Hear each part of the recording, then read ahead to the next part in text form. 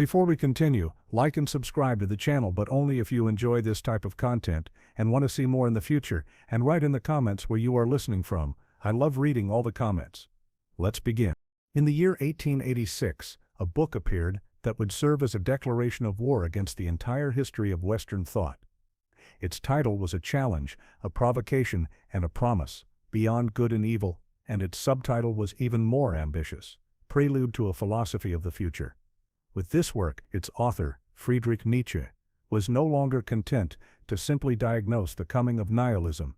He was now ready to begin the dangerous and difficult work of overcoming it. He was sketching out the blueprint for a new kind of thinking, a new kind of valuing, and a new kind of philosopher. The book's preface is a brilliant, ironic, and deeply personal call to arms. It begins by asking a simple, almost playful question. Supposing that truth is a woman, what then? He notes that for 2,000 years, the great philosophers, these dogmatists, have been trying to win her, but their efforts have all been clumsy, amateurish, and ultimately unsuccessful. He suggests that their seriousness, their systematic rigidity, their lack of a light touch, has meant that they have never understood how to woo such a dangerous and an elusive creature. This powerful and provocative metaphor is the key to the entire book. Nietzsche is accusing all of past philosophy of being founded on a profound and a deeply unexamined prejudice. The prejudice that truth is something that wants to be found, that it is a simple, pure and virtuous thing that will yield itself to the most persistent and most logical of suitors. But Nietzsche suggests that this is a naive and a deeply boring fantasy. What if, he asks, truth is not a virtuous maiden, but a seductive, a dangerous, and perhaps even a wicked woman who prefers a warrior to a scholar? The great error of the dogmatists, he argues, from Plato onwards, was to build vast, elaborate, and seemingly eternal systems of thought on the most shaky of foundations. Plato's invention of the pure spirit and the good in itself, he claims, was the worst, most successful, and most terrible of all dogmas. It was the beginning of a great 2,000-year-old lie. The lie that there is a true world that exists beyond this one, a lie that has poisoned the very heart of Western civilization. These dogmatists, for all their supposed skepticism, for all their talk of reason and logic, have never dared to ask the most fundamental question of all. They have never questioned the value of truth itself. They have always simply assumed that truth is more valuable than untruth, than illusion, than a beautiful life-enhancing lie. But what if, Nietzsche asks, what if a certain amount of untruth, of illusion, of perspective, is a necessary condition for life itself? From a utilitarian perspective, this attack on dogmatism is a profoundly valuable and even a necessary project. The great dogmatic systems of the past, with their claims to a single, absolute, and universal truth, have been the source of immense and untold human suffering. The religious wars, the inquisitions, the political persecutions, all of these are the real-world consequences of a dogmatic faith, Nietzsche's philosophical dynamite. His attempt to undermine the very foundation of this kind of certainty is a project that, while dangerous, has the potential to increase human well-being by promoting a world of greater tolerance and intellectual humility. Having exposed the great, unexamined prejudice of the past, Nietzsche then announces the arrival of a new kind of philosopher, a new kind of thinker, who is prepared for this more dangerous and more honest relationship with the truth. These are the free spirits, the philosophers of the future, and they are not system builders, they are experimenters, they are tempters, they are men who live on the dangerous frontiers of thought. They are the ones who have the courage to ask the forbidden questions, the questions that the old dogmatists were too afraid or too dishonest to even consider. These new philosophers will dare to question our most cherished and most fundamental beliefs. They will question the very idea of a stable, unified self.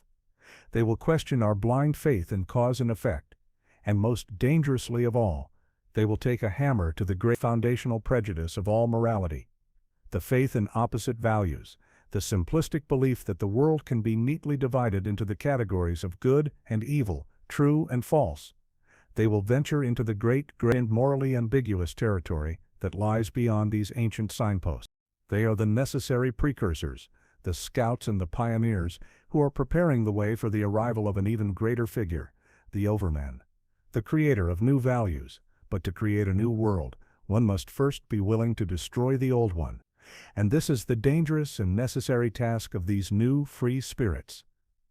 They are the ones who must sail their ships into uncharted and dangerous waters, who must be willing to risk everything, their sanity, their reputation, and even their lives, for the sake of a single, dangerous and exhilarating perhaps. Nietzsche's preface, then, is a profound and a deeply personal recalibration of the entire philosophical project. He is turning away from the old, tired questions of the dogmatists, and is instead embarking on a new, more psychological and more genealogical investigation. He is not asking, "What is truth?" He is asking, "What is the will of the man who asks that question?" He is looking behind the grand logical facades of the great philosophical systems to unmask the personal, physiological, and often pathetic human needs that they were built to serve. It is a declaration of war against 2,000 years of thought, a promise to unmask the hidden prejudices, the secret desires, and the life-denying instincts that have been masquerading as the objective, disinterested pursuit of truth. He is announcing that the age of system building is over, and that the age of the philosophical experimenter, the spiritual adventurer, and the dangerous tempter has just begun. He is, in essence, inviting us on a journey into the uncharted territory that lies beyond the comfortable and familiar borders of good and evil. The prelude is over. The old, clumsy suitors have been dismissed, and the stage is now set for a new and a more dangerous courtship, with that beautiful, enigmatic, and perhaps even wicked woman called Truth. The first great battle in this new war of spirits, the direct and unflinching critique of the prejudices of the philosophers, is about to begin. Having declared war on the entire history of dogmatic thought, Friedrich Nietzsche now begins his first great assault. He turns his critical hammer not upon kings or priests, but upon his own kind, the philosophers. He accuses them of being the most naive of all thinkers, for they have failed, for 2,000 years, to question the very foundation upon which their entire enterprise is built. They have failed to question their own will to truth. Every philosopher, he says, has stood before the world and claimed to be a disinterested seeker of the truth, a noble servant of knowledge, but Nietzsche, the great psychologist, asks a simple, childlike, and deeply subversive question. Why? Why do we want the truth? Why do we automatically assume that truth is more valuable than untruth, than illusion, than a beautiful, life-enhancing lie? This is the one prejudice that all the great philosophers have shared, a blind, unexamined faith in the value of truth. To get behind this prejudice, Nietzsche proposes a new way of reading philosophy. He argues that we should not look at a philosopher's great system as an objective description of reality, but as a personal confession, an involuntary and an unconscious memoir of the philosopher's own soul. A great philosophy, he claims, is a kind of self-portrait. It reveals the deepest instincts, the secret desires, the moral intentions, and even the physical health of the man who created it. It is a symptom of a certain kind of life. When we read Spinoza, for example, with his love for mathematical, geometric proofs, we should see the personal craving of a shy and reclusive man for a world of perfect, unassailable security. When we read Kant, with his absolute and universal moral law, we see the inner demand of a man who needed to believe in a world of profound and unshakable order. Every great philosophy is a mask, and the critic's job is to look behind the mask and to diagnose the will that needed to wear it. Nietzsche attacks the very idea that our thinking is a product of pure reason. He argues that our thoughts are not cold, logical, and detached calculations, but are in fact the secret slaves of our deepest instincts and our emotions. A thought, he says, comes when it wishes, not when I wish, suggesting that our conscious mind is just a surface, a small boat tossed on the great dark ocean of our unconscious drives, our valuations, and our fundamental will to power. The philosopher believes he is building a palace of pure reason, but he is actually just putting a respectable, logical face on the deep instinctual demands of his own body and his own will to live a certain kind of life. The real work of philosophy happens not in the conscious mind, but in the underground, in the secret subterranean workshop of our instincts. What we call reason is often just a clever tool that our instincts use to justify their own desires. This leads him to an even more radical critique, his critique of our very perception of the world. He argues that the world we experience is a profound and a necessary falsification of the real, chaotic, and fluid universe. Our senses and our language do not give us a true picture of reality. They simplify, they coarsen, They create a world of stable things, of facts and of laws, because we need to believe in such a world, in order to survive, not because the world is actually like that. Think of it like a map. A map is not a true and perfect representation of a landscape. If it were, it would be useless. A map is a radical simplification, a useful lie that helps us to navigate a complex territory. For Nietzsche, our concepts, our words, our very idea of truth are just like this map. They are necessary fictions, useful falsifications that allow us to impose a human order on a non-human universe. The search for the truth, then, is a fool's errand. It is like a person mistaking the map for the territory itself. From a utilitarian perspective, this is a profound challenge. Nietzsche is suggesting that the pursuit of truth at all costs may not actually lead to greater well-being. A comforting, life-enhancing illusion might have a far greater utility for a person or a society than a cold, harsh, and life-denying truth. He is forcing us to question whether our desire for truth is always a force for good, or whether it can sometimes be a sickness, a destructive impulse that undermines the very conditions for a flourishing life. Having questioned the will to truth and the very nature of truth itself, he now turns his hammer to another of the great ancient prejudices of the philosophers. The faith in opposite values. From the very beginning, he says, thinkers have assumed that the world is defined by a set of fundamental opposites, truth versus falsehood, good versus evil, reason versus passion, the soul versus the body. And they have always, without question, valued one side of this opposition over the other. But Nietzsche, the great tempter, asks the dangerous, forbidden question, what if these things are not opposites at all? What if they are, in fact, deeply and inextricably intertwined? What if a great truth is born from a lie? What if a great good is born from a so-called evil impulse like hatred, envy, or the will to dominate? What if our highest, purest reason is just a refined and a subtle form of our most basic, animalistic passions? This questioning of simple, moral binaries is a crucial and a necessary step on the path to moving beyond good and evil. It is an attempt to see the world with a new, more honest, and more courageous pair of eyes, to see it not as a simple, moral cartoon of black and white, but as a complex, tragic, and beautiful tapestry of endlessly shifting shades of gray.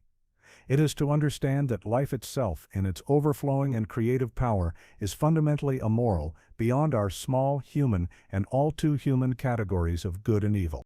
And so, in this first great assault, Nietzsche has attempted to undermine the very ground upon which all of past philosophy has been built. He has argued that our will to truth is a naive and an unexamined prejudice, that our greatest philosophical systems are nothing more than personal confessions, that our pure reason is a slave to our instincts, and that our most cherished moral opposites may not be opposites at all. He has cleared the ground of all the old comfortable certainty. He has left us in a state of profound and a deeply unsettling doubt. If the old ways of seeking the truth are all based on prejudice and illusion, then what new and more dangerous kind of thinking is required for the future? What new kind of thinker, what new kind of free spirit has the courage to philosophize in this dangerous and newly uncertain world? This is the great question that will animate the next stage of his philosophy. Having unmasked the great, unexamined prejudice at the heart of all philosophy, the blind will to truth, Nietzsche now turns his critical hammer to some of the most ancient and most revered idols in the philosophical pantheon. He continues his great project of reverse engineering the souls of the great thinkers, of looking behind their grand systematic facades to expose the personal, psychological, and often all too human needs that their philosophies were built to serve. He begins with the noble, self-possessed, and, to his mind, deeply dishonest school of thought known as Stoicism. The Stoics, with their famous command to live according to nature, presented their philosophy as a humble and an objective submission to the way the world truly is. But Nietzsche looks at this claim and laughs. He finds it to be a piece of sublime and subtle self-deception.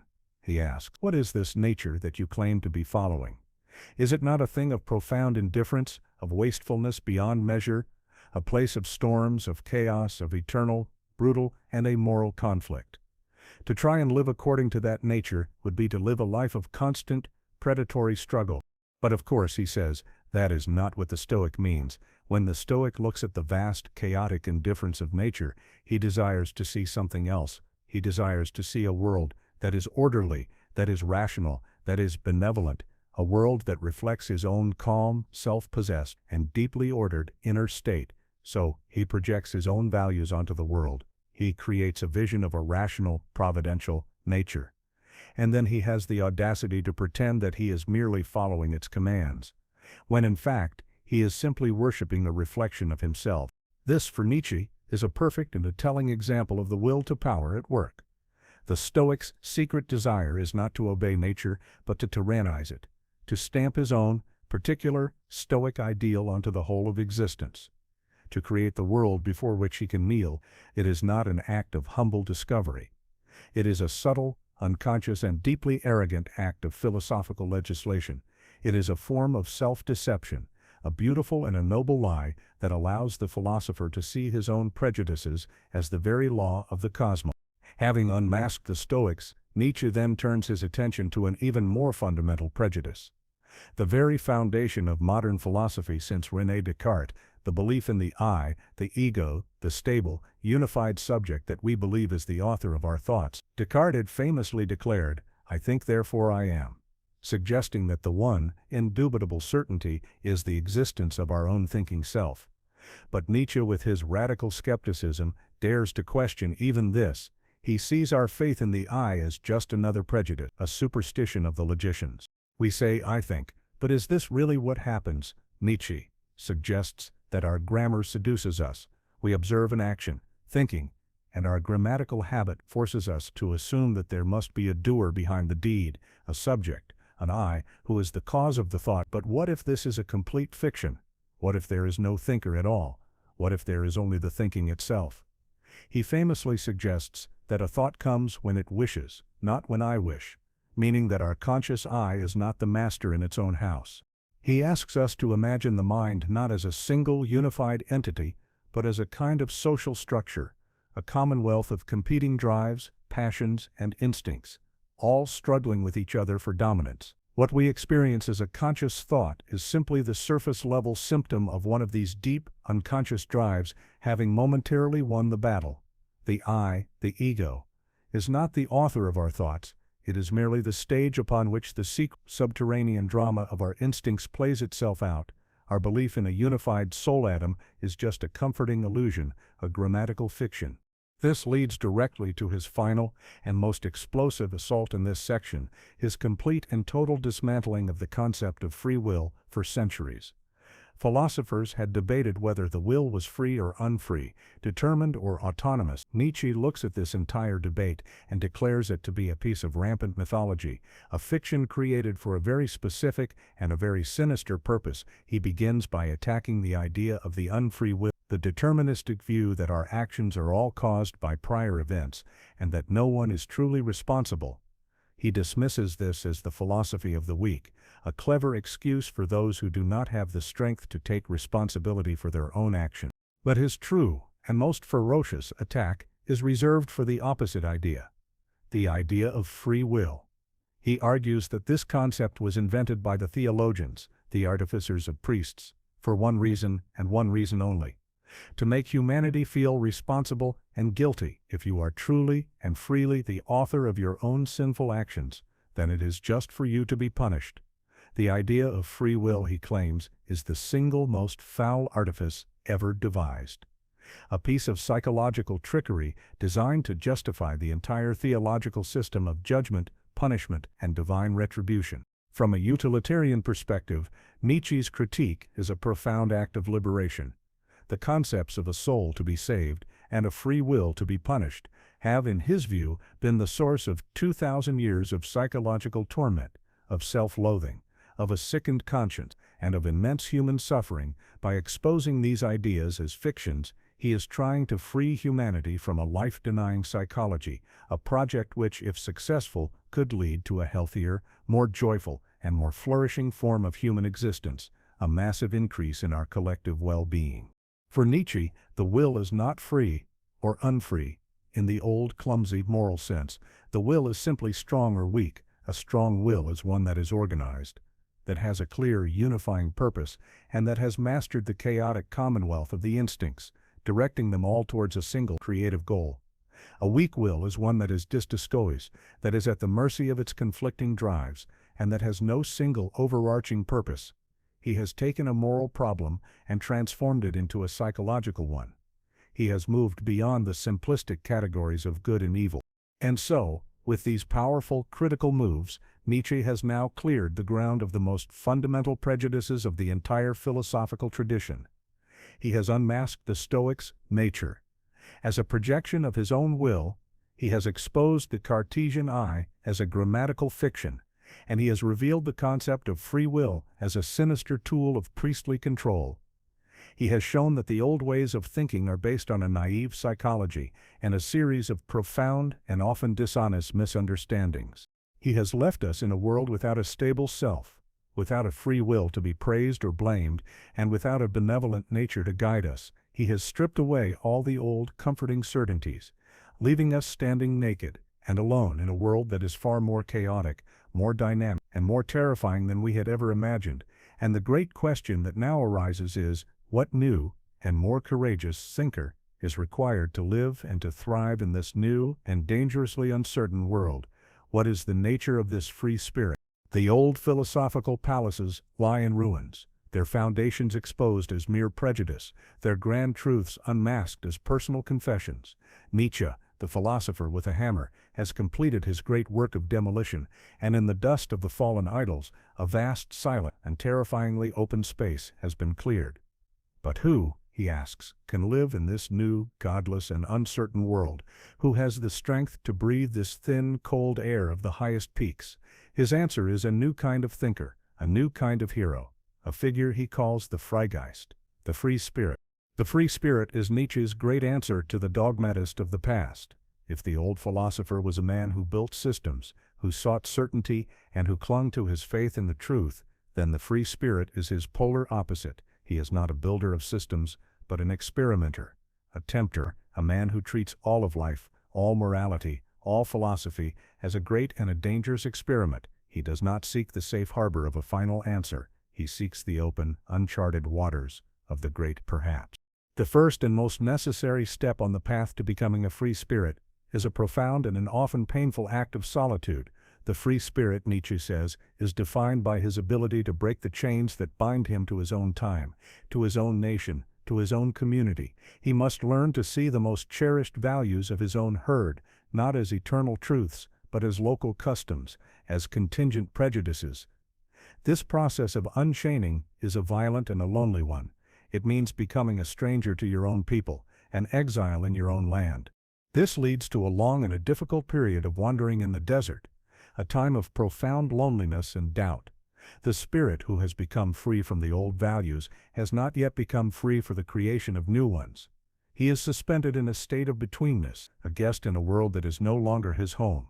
He is misunderstood by those he has left behind, and he is haunted by the temptation to return to the comfort and the safety of the herd.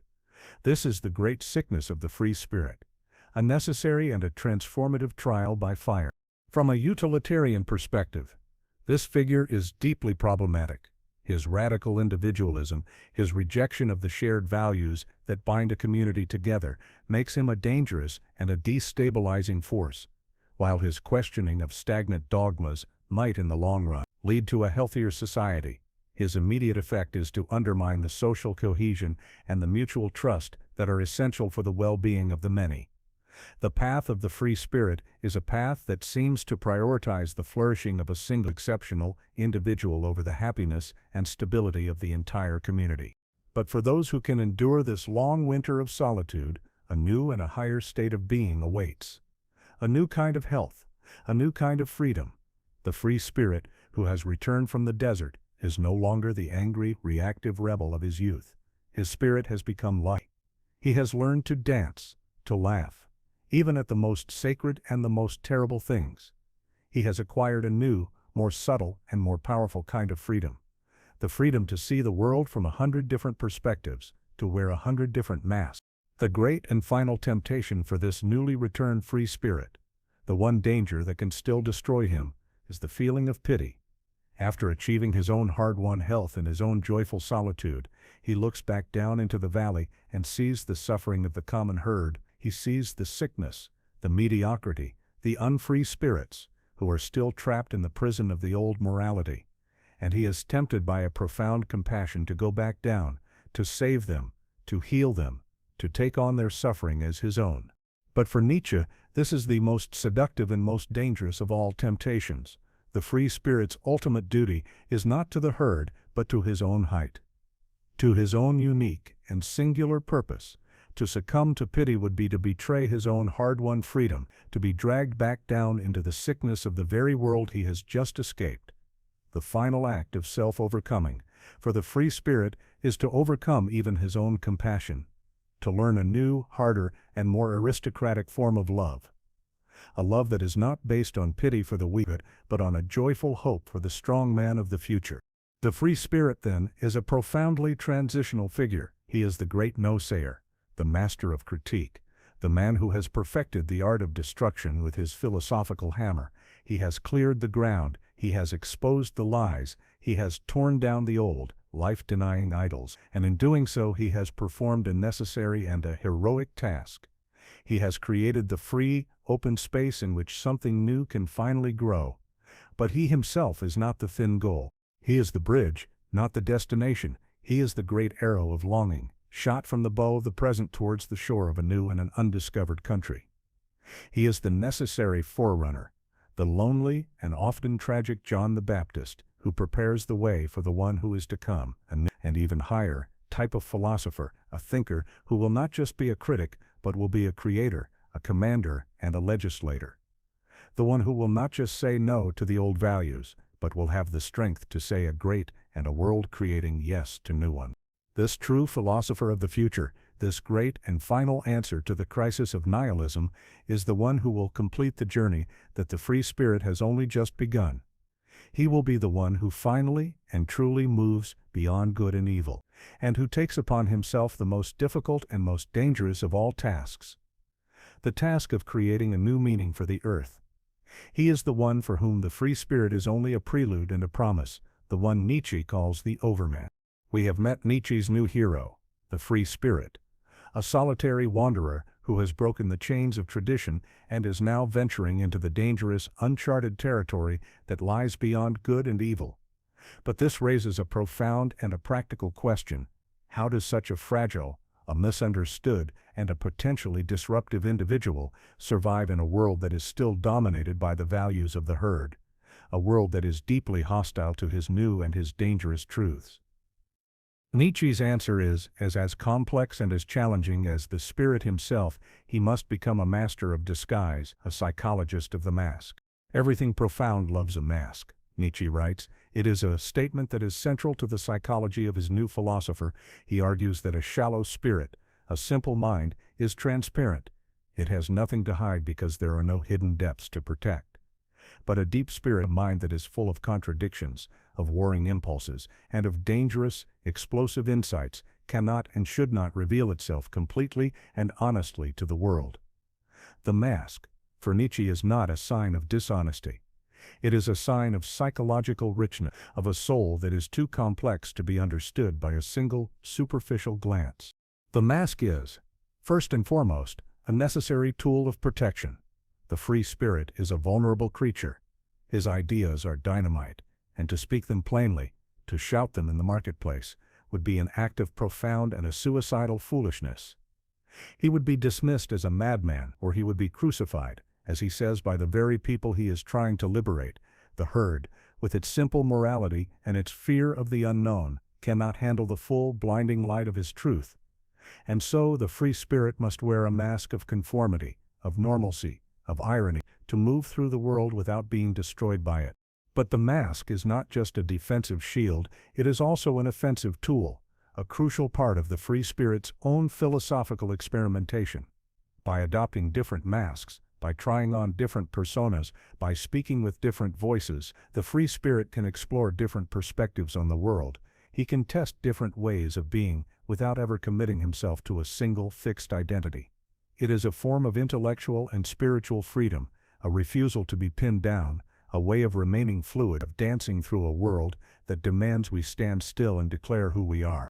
This philosophy of the mask leads directly to a deeply aristocratic and a deeply problematic view of knowledge itself, the idea of an esoteric versus an exoteric philosophy. Nietzsche believed that all great profound thinkers have, in a sense, had two philosophies, the exoteric or outer. Teaching is the simplified, safer, and often misleading version of the philosophy that is presented to the public. To the herd, it is the mask, the public face, designed to be palatable and to not cause too much alarm. But beneath this public face lies the true, the dangerous, and the secret esoteric, or inner, teaching. This is the core of the philosophy, the difficult and often shocking truths that are reserved only for the few, for the other free spirits who have the strength, the courage, and the intellectual subtlety to understand them. It is a philosophy that assumes that the highest and most important truths are not and should not be. For everyone, it is a fundamental rejection of the Enlightenment ideal of a universally accessible reason. From a utilitarian perspective, this is a profoundly dangerous doctrine. A society that functions well, that maximizes the well-being of its members, relies on a foundation of open communication, of transparency, and of shared access to knowledge. Nietzsche's advocacy for a secret, elite truth undermines this foundation completely. It creates a two-tiered system of humanity, the knowing few and the ignorant many, a system that is ripe for manipulation and exploitation. It is the very logic of the Grand Inquisitor who believed that the elite must carry the burden of a terrible truth, while feeding the masses a series of comforting, useful lies. This esoteric approach is what defines the free spirit's characteristic mode of communication. Irony.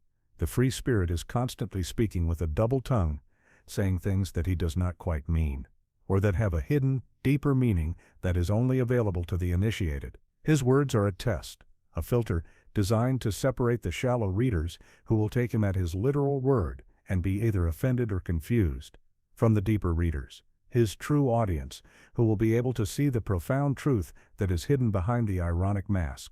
He is not trying to convince the herd, he is trying to find his friends, his fellow spirits, who are scattered and isolated across the world. His writing is a kind of secret handshake, a coded message sent out into the void, with the hope that another, equally free and equally lonely spirit will recognize it. It is a philosophy that is not a public proclamation, but a private, intimate, and deeply personal whisper. The free spirit, then, is a creature of profound and almost tragic solitude. He is a man who is forced to live a life of constant concealment, of psychological distance, of speaking a language that only a very few can understand. He is surrounded by the noise of the herd, but he is fundamentally and inescapably alone. His deepest insights, his most important truths, are a dangerous treasure that he must protect from a world that would be either horrified by them or would misunderstand them with a shallow and a vulgar familiarity. This leads us to a final and a deeply critical question. Is a truth that cannot be shared with everyone, a truth that must be hidden behind a mask, truly a liberating force, or is it just another, more sophisticated and more lonely kind of prison? Is the free spirit truly free, or is he simply a man who has traded the prison of the herd for the more desolate and more isolated prison of his own, unique and incommunicable soul? Nietzsche seems to believe that this is a necessary and a heroic fate, the price that must be paid for a higher form of seeing, but it is a fate that seems to stand in stark opposition to the very source of life and growth that his philosophy is supposed to celebrate, for it is a fate that is ultimately cut off from the messy, the difficult, and the often beautiful business of our shared communal and unmasked human existence, a world of pure unadulterated compassion. Having sketched the portrait of his new, lonely philosopher, the free spirit, Nietzsche now turns his attention to the great and ancient power that his new thinker must overcome. He begins his deep, psychological excavation of the religious nature. He is not interested in the theological question of whether God exists. For him, that question is already settled. God is dead. Instead, he asks a far more interesting and a far more disturbing psychological question.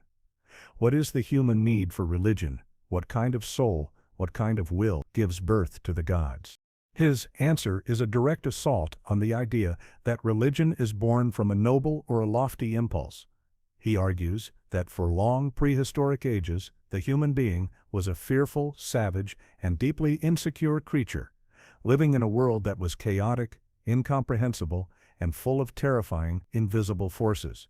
Religion, he claims, was born from this primordial fear, and from the intellectual weakness of early man, it was an attempt to impose a human meaning, a human order, on an inhuman universe. To create gods, to invent rituals, was an early, crude, but powerful expression of the will to power, the will to master a world that seemed designed to crush you. But Nietzsche's most radical and most challenging insight is his theory on the very origin of what we call the soul. We tend to think of the soul as a pure, spiritual essence, something that has always existed within us, but Nietzsche argues that the soul is not a given, it is an invention. It is a dark and a beautiful flower that grew in the soil of a very specific and a very terrible kind of human experience, the experience of self-torture.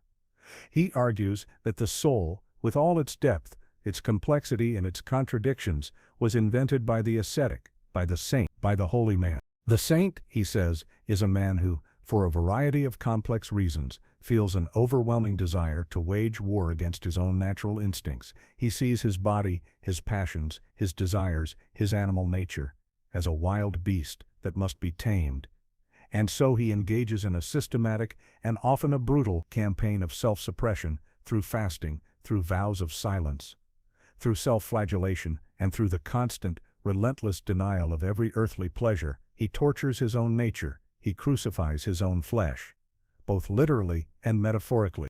This long, terrible, and introspective war against the self, this act of turning the will to power back upon itself, is what, for Nietzsche, created psychological depth. It is what carved out the inner world. It is what gave us our sense of a complex, hidden, and often contradictory inner life. The soul, in this view, is a kind of beautiful and a terrible scar, the permanent and an exquisite wound that was left behind by this ancient holy war against our own human, all too human, nature.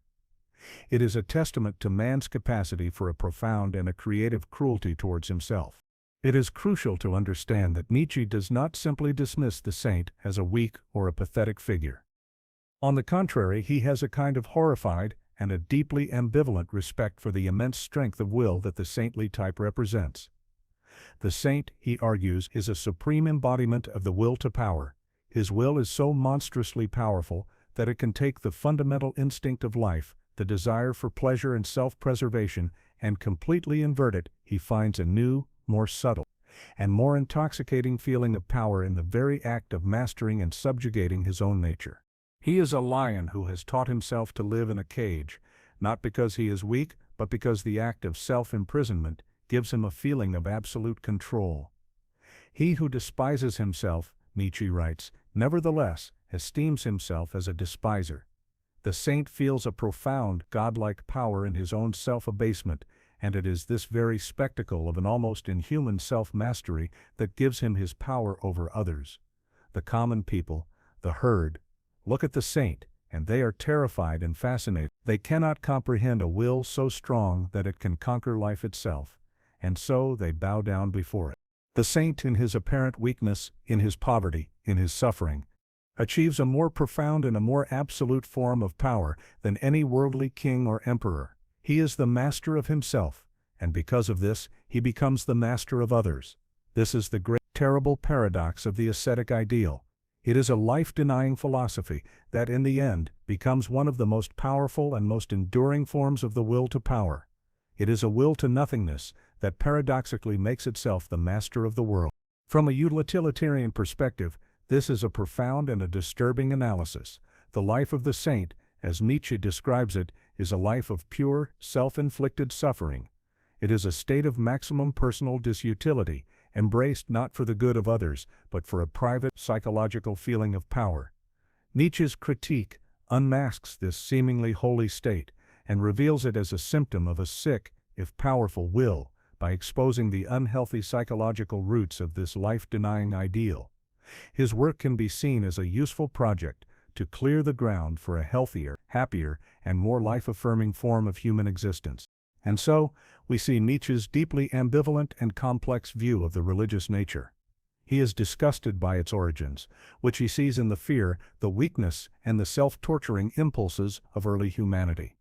He sees it as a fundamentally life-denying force, a war against our own natural healthy instincts, a sickness that has been mistaken for a virtue for thousands of years, a system that, while providing a kind of order, has done so at the cost of our vitality and our joy. But at the same time, he is deeply and profoundly fascinated by the immense strength of will that religion has cultivated. He sees the saint not as a fool, but as a powerful, if terrible, type of human being. A human monster of the will. He understands that religion has given the human soul its depth, its complexity, and its fascinating darkness. It has been a brutal and a terrible school, but it is a school that has taught humanity how to have a will at all. It has been the great twist and necessary training ground for the human spirit. This profound and a deeply unsettling analysis of the religious impulse as a powerful but ultimately an unhealthy manifestation of the will to power is the necessary prelude to his final and most ferocious assault. Having now diagnosed the general sickness of the religious nature, he is now ready to turn his hammer to its most specific, most successful, and in his view, most poisonous and most decadent form, the form that has come to dominate the entire Western world, the religion of Christianity. Having diagnosed the religious nature as a powerful but a deeply sick manifestation of the will to power, a form of self-torture that gave birth to the human soul, Nietzsche now turns his critical scalpel to the most successful, most influential, and in his view most poisonous and most decadent form of this religious nature, the great spiritual event that has defined the last 2,000 years of Western history, the religion of Christianity. For Nietzsche, Christianity is not just one religion among many. It is the great enemy, the one great curse, the one immortal blemish of mankind, his entire philosophical project. His call for a revaluation of all values is at its very core a declaration of war against the Christian worldview. He saw it as a profound and a deeply insidious system that had weakened the human spirit, that had taught us to hate life, and that had prepared the way for the coming of the modern, nihilistic abyss. His critique is not a simple atheistic dismissal, it is a deep psychological and historical investigation, a genealogy of Christian morality. He begins by painting a picture of the world that came before it, the ancient pre-Christian world of the Greeks and the Romans. This world, he argues, was governed by a master morality, a system of values that was created by the noble, the strong, the powerful, and the beautiful.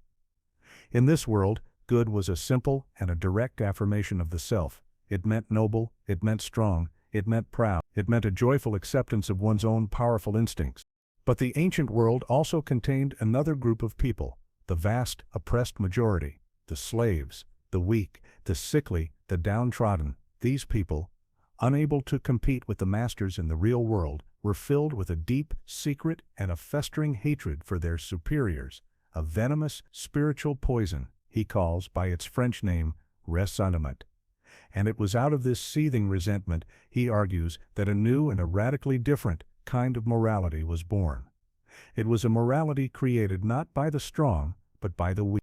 This was the great slave revolt in morality, the most brilliant and most successful act of spiritual revenge in all of human history.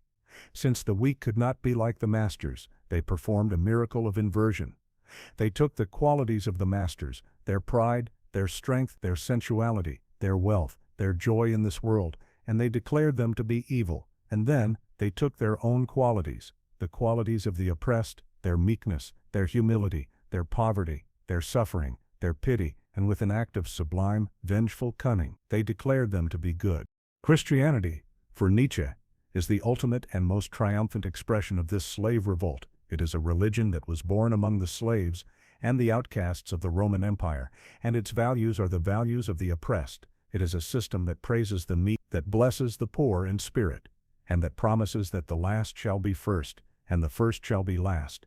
It is, in his view, a profound and a deeply sophisticated conspiracy of the weak, designed to pull the noble, strong, and beautiful down from their thrones, to tame the lion, and to turn him into a domestic animal.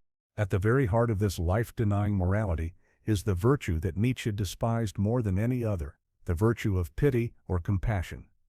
He saw pity as the most decadent and most harmful of all emotions. It is a depressing and a contagious emotion that multiplies suffering. It drains the vital energy of the strong by forcing them to feel the pain of the weak, and most importantly, it is a philosophy that seeks to preserve what is weak, what is sick, and what is failing. It is, he says, a practice that is in conflict with the law of development, which is the law of selection. From a utilitarian perspective, this is Nietzsche's most radical and most challenging claim. He is arguing that a society built on compassion, a society that seeks to alleviate the suffering of its weakest members, is a society that is actively working against the long-term health and flourishing of the human species. It is a society that, in its attempt to be kind, is actually cultivating weakness, sickness, and mediocrity. A world that has become a great universal hospital, where everyone is a patient and everyone is a nurse, is a world in a state of terminal decline. Another of Christianity's great sins, in his view, is its invention of faith, which he sees not as a higher form of knowing, but as a systematic refusal to know, a deliberate closing of the eyes. It is the sacrifice of the intellect, a command to stop questioning and to simply believe in a series of propositions that are often absurd and contrary to all evidence. The long, complex, and brilliant history of Christian theology is for him just the sad spectacle of powerful minds torturing themselves to find rational justifications for a fundamentally irrational and a life-denying worldview. And the ultimate symbol of this entire sick religion, he argues, is the crucifix itself, the image of God on a cross. For the Christian, this is the ultimate symbol of a divine, self-sacrificing love. But for Nietzsche, it is the ultimate symbol of a decadent and a perverse faith. It is the worship of suffering itself, the deification of a God who allows himself to be humiliated, to be broken, and to be destroyed. It is the ultimate and most profound no to the noble, joyful, and life-affirming instincts of the Master. It is the elevation of failure to a sacred principle. And so, we see the full scope of Nietzsche's furious critique. Christianity, for him, is the great poison that has sickened the European soul for 2,000 years. It has taught us to be ashamed of our bodies, to feel guilty for our strength, and to see our own natural healthy instincts as sins. It has taught us to devalue this world, the only world, in favor of a fictional and a frankly boring afterlife. It is the ultimate expression of a will to nothingness, a collective desire for the end of life, disguised as the path to salvation. His entire project, the philosophy of the future, is an attempt to finally overcome this vast, historical inheritance. It is an attempt to move beyond the simplistic, and in his view profoundly harmful, opposition of Christian good and evil, and to create a new and a more honest set of values that are not born from the resentful fantasies of the weak, but from the overflowing, creative, and life-affirming strength of the strong. A new morality for a new and a healthier kind of human being. After the long, dense, and deeply systematic assaults on the prejudices of the philosophers and the nature of the religious soul, Friedrich Nietzsche now changes his rhythm. He gives his reader, and himself, a brief respite, a musical interlude in the great symphony of his thought. This is the fourth section of Beyond Good and Evil, titled simply Epigrams and Interludes, a collection of 142 short, sharp, and often shocking aphorisms. It is here that we see Nietzsche not as a system builder, but as a master artist, a psychologist who can distill an entire worldview into a single, memorable, and often explosive sentence. These aphorisms are not a random collection of thoughts. They are a continuation of his war by other means. They are philosophical darts, sharp, poisoned javelins of thought, designed to pierce the thick hide of our most comfortable and most unexamined assumptions. They are not meant to be read passively. They are meant to provoke, to challenge, and to wound. Each one is a miniature thought experiment, a compressed and a powerful expression of the great themes that animate the entire book. They are the flash of the hammer, not the slow, grinding work of the chisel. Many of these epigrams return to his great theme of truth and knowledge. He continues his playful and a deeply serious courtship with the idea of truth as a woman. He warns us that the truths of the free spirit will not be easily won. What is done out of love, he writes, always takes place beyond good and evil. A statement that seems at first to be a praise of compassion, but is in fact a much more dangerous and aristocratic idea, suggesting that the great creative acts of a noble soul are not bound by the small, petty morality of the herd. He also gives us one of his most famous and most profound psychological warnings. a moment of deep self-awareness about the very dangers of his own philosophical project. He who fights with monsters, he warns, should look to it that he himself does not become a monster. And if you gaze long enough into an abyss, the abyss will also gaze back into you.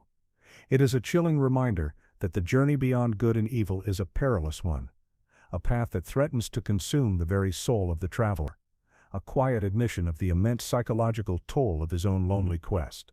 A great many of these short, sharp statements are dedicated to his most controversial and most problematic subject, the nature of women. Here, we see the philosopher at his most personal, his most prejudiced, and his most indefensible. He continues his praise of his dismissal of the movement for women's emancipation, and his general portrayal of women as shallow, cat-like creatures of the surface, beautiful and dangerous, but ultimately inferior to the deep, spiritual project of the male philosopher. We are forced, once again, to confront the deep and an unshakable misogyny that runs like a dark, ugly thread through his work. And we must remember our earlier critique, that these are not just the harmless prejudices of a bygone era, but are a profound philosophical failure, a moment where his own perspectivism collapses, where the great enemy of herd thinking resorts to the most simplistic and most prejudiced herd thinking himself. He is a man who calls for the creation of a higher being, while seemingly denying that very potential to half of the human race. From a utilitarian perspective, this is a catastrophic and a self-defeating aspect of his philosophy, a worldview that systematically devalues and dismisses the potential of half the population is a worldview that is actively working against the goal of creating a richer, more free and more flourishing world. His personal prejudices create a blind spot so large that it undermines the very enhancement of life that his own will to power is supposed to be striving for. It is a profound failure of his own system. But the epigrams also contain some of his most brilliant and most concise expressions of his moral philosophy. He gives us, in a single sentence, the very heart of his perspectivism. There are no moral phenomena at all, he writes, but only a moral interpretation of phenomena. This is his entire critique of morality in a nutshell. The idea that good and evil are not facts in the world, but are values, interpretations, that we ourselves project onto a silent and an immoral universe. There is no sacred text, there is only our reading of it. He also gives us a jewel of pure psychological insight into the nature of the self and of memory. A statement that reveals the powerful, self-deceiving nature of our own pride. I have done that, says my memory, he writes. I cannot have done that, says my pride, and remains adamant. At last, memory yields. It is a perfect and a devastatingly honest portrait of how our will to power, our need to see ourselves in a certain heroic light, can actively rewrite the history of our own lives. A quiet prelude to the psychological instabilities of the 20th century. This section then is a showcase of Nietzsche the artist, the psychologist, and the provocateur. It is a demonstration of his unique and a powerful style, a style that seeks not to build a system, but to shatter our certainties, to force us to look at the world from a new, a more difficult, and a more uncomfortable perspective. Each aphorism is a challenge, an invitation to a dangerous new thought, a doorway to a new and an unsettling way of seeing the world. These epigrams and interludes serve as a kind of resting point in the great overarching argument of the book, but it is a deeply and a deliberately unsettling one. They are the playful but deeply serious jabs of a master fencer, testing our defenses, probing our weaknesses, and preparing us for the more sustained and more systematic assault that is to come. They give us a taste of the free spirit's mind in its most playful, its most dangerous, and often its most cruel and offensive forms. Having now danced with us through this minefield of provocative and often contradictory insights, Nietzsche is ready to return to his great central project. He has given us a taste of his conclusions, and now he will return to the more difficult work of showing us his reasoning. He is ready to begin his great natural history of morals, the deep, genealogical dive into the very origins of our concepts of good and evil, a journey that will take us back to the very birth of our moral world. Having cleared the philosophical ground with his critique of the dogmatists and offered us a glimpse of his ideal thinker, the free spirit, Nietzsche now begins the central and most explosive part of his entire project. He embarks on what he calls a natural history of morals, a daring and a deeply provocative attempt to trace our most sacred values, our very concepts of good and evil, back to their historical, psychological, and often shockingly ignoble origins. He wants to show us that morality is not a timeless divine truth, but a human, all too human invention. His great central insight in this section is that there has never been just one single morality.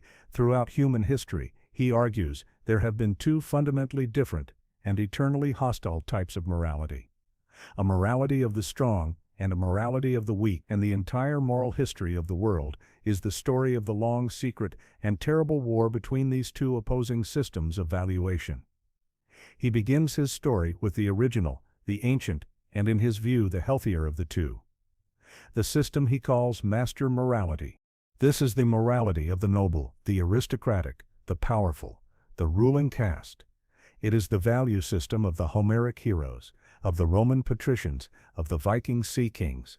It is the morality that arises naturally and spontaneously from a position of overflowing strength, of health, and of a profound and an unshakable self-confidence. The noble soul, Nietzsche says, is the creator of values. He does not need to look outside of himself for approval. His own feeling is the source of all worth. The creation of values in a master morality is an act of pure and a joyful self-affirmation. The noble, powerful man looks at himself, at his own strength, his own pride, his own courage, his own health, his own happiness, and he points to it and declares, "This is good." The concept of good is born as a celebration of his own being, a direct and an unashamed expression of his own triumphant and life-affirming nature.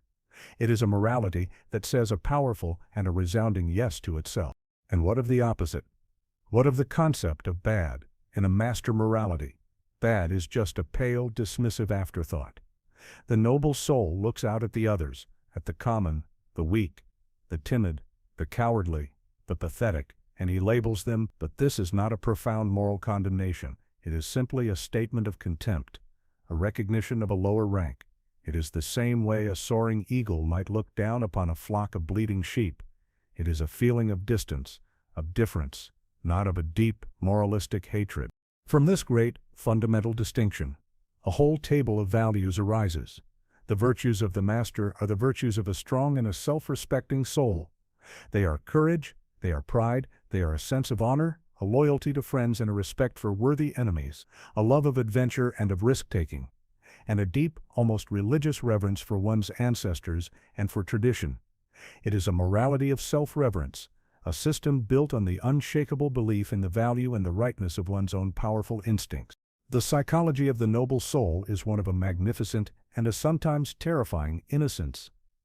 He is not evil in the way that a later morality would understand the term. He is more like a great innocent beast of prey. His actions, even when they are destructive or cruel to those below him, flow naturally and without guilt from his own overflowing strength. He does not see himself as a sinner. He sees himself as the very measure of what is good. He is a being who lives in a state of profound and an almost childlike harmony with his own powerful will. From a utilitarian perspective, this is a deeply challenging and a problematic worldview. On the one hand, the master morality seems to produce a powerful and a flourishing state of being for the noble individual himself. His life is one of high self-esteem, of purpose, and of a joyful, active engagement with the world, a state of very high personal utility. But this personal well-being comes at a terrible cost. For it is a system that is completely and totally indifferent to the suffering of those it deems bad or common. It is a morality that would logically justify a rigid, hierarchical, and a deeply unequal society. A world where the happiness and the well-being of the vast majority are seen as completely unimportant. It is not a system for creating a happy and a peaceful society. It is a system for creating great, beautiful, and terrifying individuals. Its focus is on the quality of the few, not the quantity of happiness for the many. It is in the end a profound rejection of the very idea of a universal human good. This then is the original state of human valuing, as Nietzsche imagines it, a world where the strong create the meaning of good in their own image, a world of clear, unapologetic, and life-affirming hierarchies. This was the morality that reigned in the great classical civilizations. the morality of the heroes and the aristocrats, a world that was, in his view, healthier, stronger, and more honest than our own, a world that was not yet sick with the poison of guilt, but a new, a strange, a terrible, and a world-altering event happened in the moral history of mankind. A different kind of human being, the weak, the oppressed, the downtrodden, the priestly man, dared in an act of sublime and a spiritual revenge to create his own new set of values, a set of values that would challenge and ultimately conquer the entire noble, aristocratic world. This was the beginning of the great slave revolt in morality, the birth of a new and a profoundly different kind of good and evil. Having now laid out, in all its proud and its unapologetic glory, the great, ancient system of master morality, Nietzsche is now ready to tell the story of its downfall. He is ready to describe the secret, psychological, and deeply resentful process by which the values of the sheep managed to triumph over the values of the eagle, a triumph that would, in his view, lead to the long, slow sickness of the European soul and to the eventual coming of the nihilistic abyss. This is the story of the birth of evil. We have now seen the world of the masters, a world of proud, noble, and self-affirming values, a world where good was a synonym for strength and nobility. This, for Nietzsche, was the original and the healthier state of human morality. But as we look around our own modern world, we do not see the values of the master triumphant.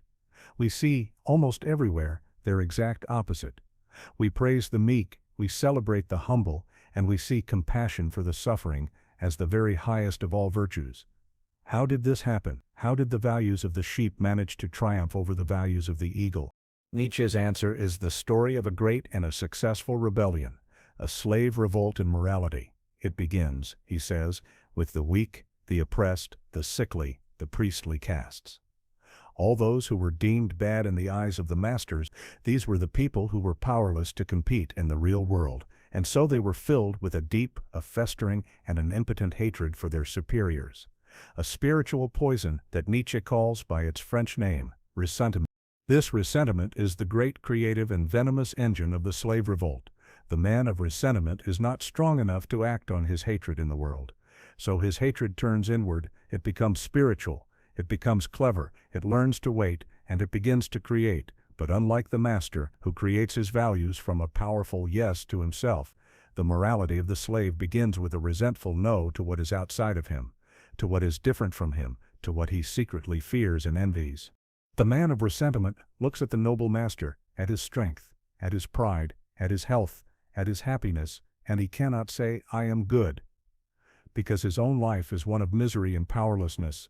So his first creative act is to look at the master and to declare, with all the venom of his impotent hatred, "You are evil." This is the great momentous invention of the slave morality, the concept of a moral evil, an enemy who must be hated and one day punished. And only after he has defined the strong and the happy as evil does he then turn his gaze back upon himself, and in a brilliant act of spiritual self-deception, he takes all the qualities of his own weakness, his own suffering, his own impotence, and he rebrands them. His inability to take revenge becomes the virtue of forgiveness, his timidity becomes humility, his submission to those he hates becomes obedience, and his own weakness, his life on the very brink of misery, is called patience. He has taken the symptoms of his sickness and has called them good. This is the great transvaluation of all values, the most radical and most successful act of rebranding in all of human history.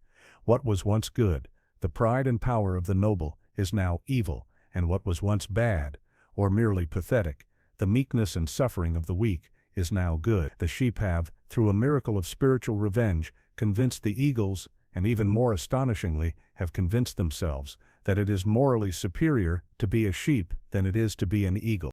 From this great inversion, a whole new set of virtues is born. The highest of these virtues is pity, or compassion for the suffering, an emotion that the noble master despised as a form of weakness, but which now becomes the very measure of a person's goodness. Another is the radical idea of equality, the declaration that all men are equal before God, which Nietzsche sees as a direct and a venomous assault on the natural aristocratic order of rank that he believed was essential for a healthy society. From a utilitarian perspective, the triumph of this slave morality is a deeply ambiguous event. On the one hand, a society that values compassion, that protects its weakest members, and that preaches a message of universal equality, is one that is likely to see a dramatic reduction in overall suffering. It creates a more stable, a more peaceful, and a more secure world for the vast majority of people. Its social utility, in terms of creating a baseline of well-being for the herd, is immense and undeniable. But Nietzsche forces us to consider the price of this security. By demonizing pride, by condemning the natural instincts of the strong, and by celebrating the virtues of the meek, this morality, he argues, has systematically domesticated the human animal. It has clipped the eagle's wings. It has bred a race of tame, predictable, and mediocre beings. It has traded the possibility of human greatness for the reality of human comfort. It has raised the average level of happiness, perhaps, but it has done so by lowering the ceiling of human potential, a catastrophic loss of a different and perhaps a higher kind of utility. For Nietzsche, the great historical agent of this successful slave revolt was Judaism, which he calls a priestly nation that in its long struggle against its aristocratic Roman oppressors performed this great transvaluation of values. And then this new morality found its perfect universalizing vehicle in its successor, Christianity, which took this morality of ressentiment and successfully spread it across the entire Western world. The cross, for Nietzsche, became the ultimate symbol of this victory, a symbol that deified weakness, suffering, and failure itself. And he is clear that this great revolt has won the values of modern Europe, the values that even the atheists and the scientists of his own time held to be self-evident, are, in his view, the direct and the triumphant descendants of this ancient spiritual and deeply resentful slave morality, our belief in democracy, our socialist ideals, our commitment to universal human rights, our intuitive feeling that compassion is a virtue. All of this is the inheritance of that great, secret, and 2,000-year-old war. We are all, whether we know it or not, the heirs of the slaves. We live, we think, and we feel in a world that has been completely and totally shaped by this great, successful rebellion, a rebellion that has taught us to be ashamed of our own strength and to see a kind of beauty in our own weakness. The values of the master have not just been defeated, they have been so thoroughly buried that we have forgotten they ever even existed. The victory of the herd is complete. Having now unearthed the two great opposing moral systems, having shown us the proud, self-affirming world of the masters and the clever, resentful world of the slaves, Nietzsche is now ready to move his critique into the modern age. He will now examine the specific products of this triumphant slave morality, the figures who populate our own world, from the timid, objective scholar to the modern, democratic citizen, to show how this ancient history continues to shape and to sicken our present. Having charted the great historical slave revolt in morality and its triumph in the Christian worldview, Nietzsche now brings his critical gaze into his own time, into the 19th century. He asks, in an age where the old religious faith is dying, who has taken the place of the priest as the great arbiter of truth and value? His answer is the modern intellectual, the man of science, the academic, the scholar, and in his analysis of this new figure, he finds not a brave new free spirit, but a new and a more subtle form of the very herd instinct he so despised. Nietzsche begins by drawing a sharp and a deeply scornful distinction between the mere philosophical worker and the true philosopher. The vast majority of thinkers today, he argues, are nothing more than the former. They are the scholars, the academics, the diligent and often brilliant men of learning, but their role is a fundamentally secondary and an uncreative one. They are the worker bees of knowledge. Their task is to organize, to simplify, to classify, and to formalize the great chaotic body of knowledge that has been handed down from the past. The virtues of the scholar are the virtues of a good and a faithful servant. They are diligence, they are patience, they are an almost fanatical attention to detail. And above all, they possess a profound intellectual conscience, a commitment to objectivity, and a rigorous honesty in their work. But these virtues, Nietzsche insists, are the virtues of a mediocre and a fundamentally undaring spirit. The scholar is an excellent instrument, a magnificent mirror for reflecting the world, but he is not, and can never be, a creator. He is not an end in himself, but a tool in the service of others. At the very heart of the scholarly ideal is the concept of objectivity, the belief that the thinker must remove his own personality, his own will, his own perspective from his work, in order to see the world as it really is. Nietzsche looks at this ideal and sees not a sign of intellectual strength, but a symptom of psychological weakness. The objective man, he argues, is a man who has lost the power to affirm, to love, to hate. He has no strong, central perspective of his own, and so he simply becomes a passive vessel for the perspectives of others. His soul becomes a mirror that simply reflects whatever happens to be in front of it, without any judgment, without any preference, without any taste. It is a profoundly democratic and a profoundly mediocre state of being. This disinterestedness is not the noble selflessness of a Kantian saint, it is the spiritual emptiness of a man whose own will has become too weak to impose its own form on the world. It is in a very subtle way a form of passive nihilism, a weakness of the will that has been rebranded as an intellectual virtue. From a utilitarian perspective, one must acknowledge the immense practical value of this scholarly type. The patient, objective, and diligent work of countless scientists and academics is the very engine of all our modern progress. It is the source of the technological and the medical advancements that have so drastically improved the conditions of human life. But Nietzsche forces us to ask a difficult question. Is this kind of practical, fact-gathering utility the only or the highest form of value? A society that produces only these worker bees may become incredibly efficient and knowledgeable, but it also risks becoming spiritually barren. A world full of brilliant specialists, each one an expert in their own tiny corner of knowledge, is a world that has lost its sense of the whole. They can tell us what is, with an ever-increasing and an almost fanatical precision, but they can never tell us what ought to be. They can discover facts, but they cannot create the values that give those facts their meaning and their purpose. A society that has only scholars and no true philosophers will be a society that is rich in knowledge, but is profoundly and perhaps fatally poor in wisdom. A state of high technical achievement, but of low spiritual well-being. Nietzsche is equally critical of another modern intellectual type, the skeptic. He sees the modern skeptic not as a brave and a courageous questioner, but as a man who is simply tired. He is a delicate creature with a sensitive soul who is so terrified of being deceived, so afraid of the responsibility that comes with making a firm commitment to a belief, that he retreats into a state of permanent and a deeply unproductive doubt. His skepticism is not a sign of a strong, critical mind, it is a symptom of a weak and a paralyzed will. He is like a man who is so afraid of the dangers of the open sea that he refuses to ever leave the harbor. His constant no, his refusal to affirm or to deny, is not a position of strength, but a form of intellectual cowardice, a paralysis that masquerades as a kind of sophisticated prudence.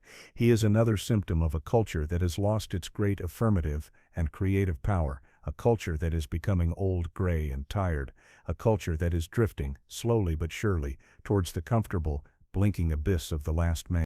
And so, Nietzsche looks out at the intellectual landscape of his own time, and he sees a world that is dominated by these two figures, the diligent but uninspired worker bee scholar, and the delicate but paralyzed skeptic. He sees a world that is excellent at collecting and at questioning facts, but that has forgotten the far more important and far more difficult task of creating values.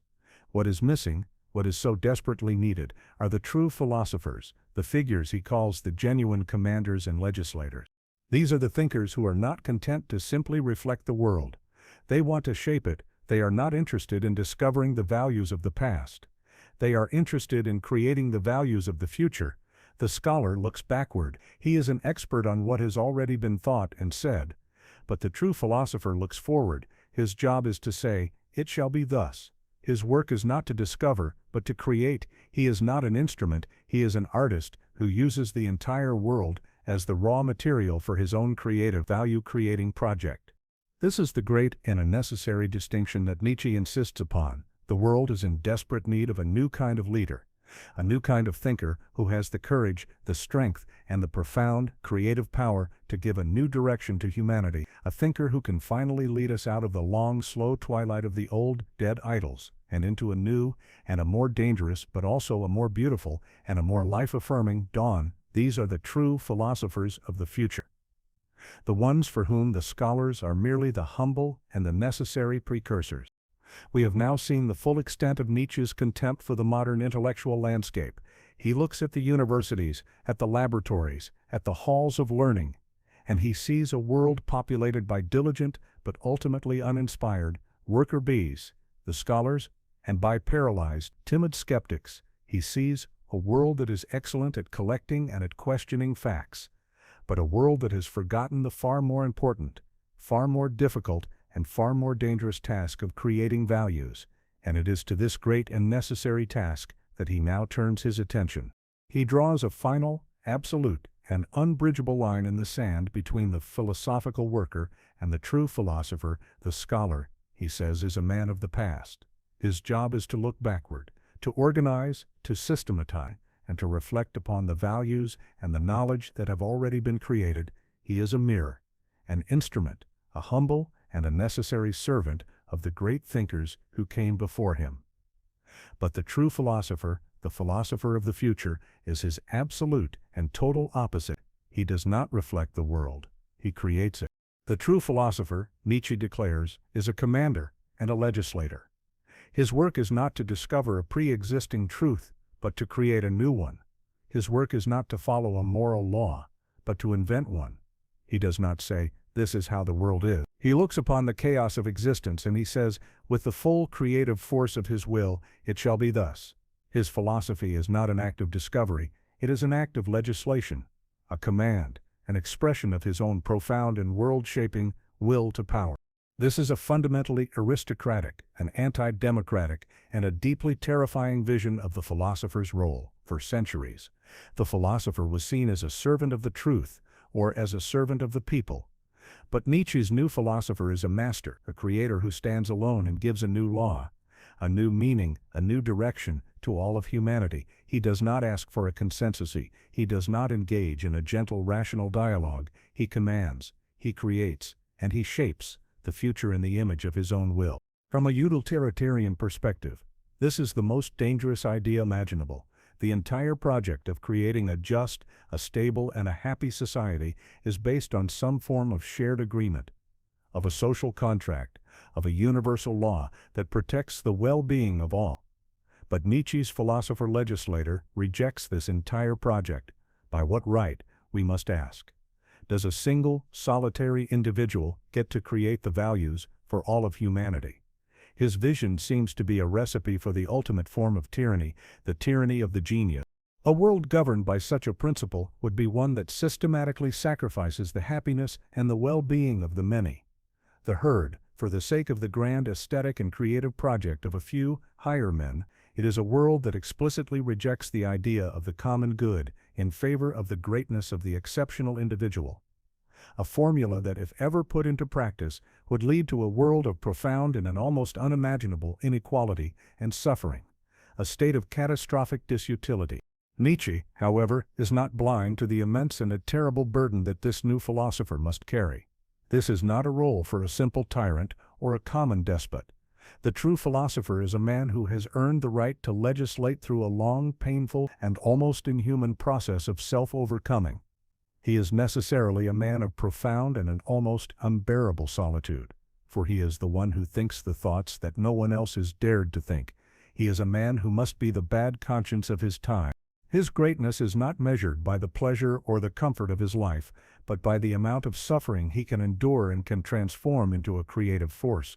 The true philosopher, Nietzsche says, has always felt the weight of all of humanity as his own personal burden. He has taken a vivisecting knife to the chest of the virtues of his own age, exposing the weakness, the hypocrisy, and the life-denying instincts that lie hidden beneath the comfortable moralities of his time. He is a physician who must be cruel, who must wound in order to heal.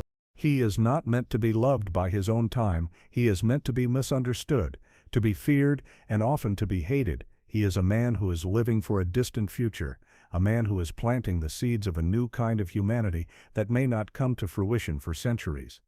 His entire life is a sacrifice, a self-overcoming, a bridge to a new and a higher form of being. He is not just a thinker, he is an event, a great historical turning point in the spiritual destiny of mankind. And so, we see the full, terrifying, and magnificent scope of Nietzsche's vision. He has looked at the modern world and has found it to be a world of timid, specialized, and uninspired worker bees. A world without great goals, without great loves, and without great creators. He is calling for a new kind of nobility, a spiritual aristocracy of free spirits, who have the courage to break with the herd, to overcome the sickness of modernity, and to take upon themselves the awesome and the terrible responsibility of becoming the lawgivers for a new age. This is the great and a final task of the philosophy of the future. It is a task that moves far beyond the simple, childish opposition of good and evil. It is a task of creation, of legislation, of the shaping of the very future of the human will. It is the most dangerous, the most ambitious, and, in Nietzsche's view, the most noble of all possible callings.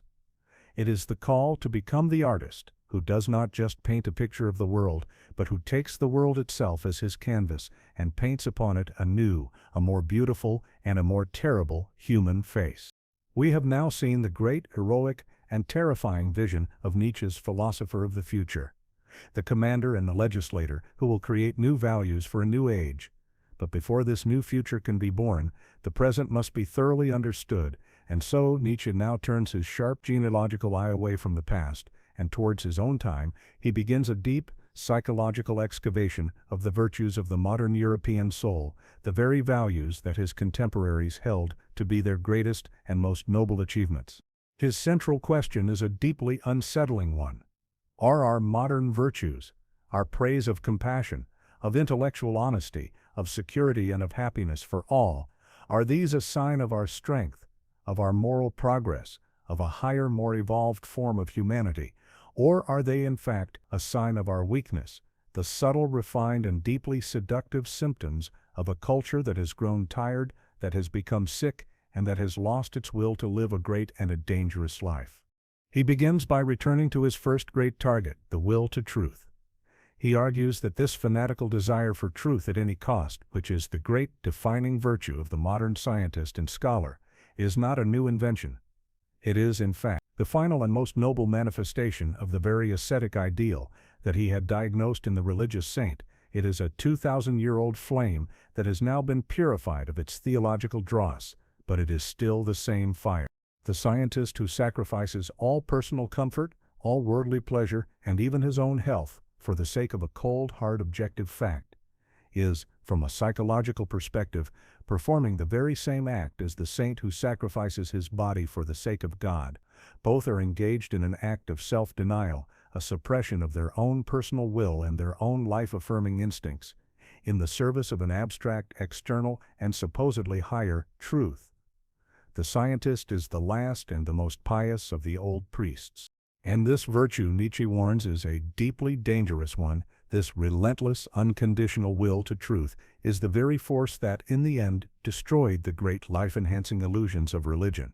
It was the intellectual conscience that Christianity itself had cultivated that finally turned back upon Christianity and found it to be a lie. The will to truth, he suggests, when it is not guided by any other higher instinct, can become a purely destructive and a life-denying force. It can become a will to nihilism.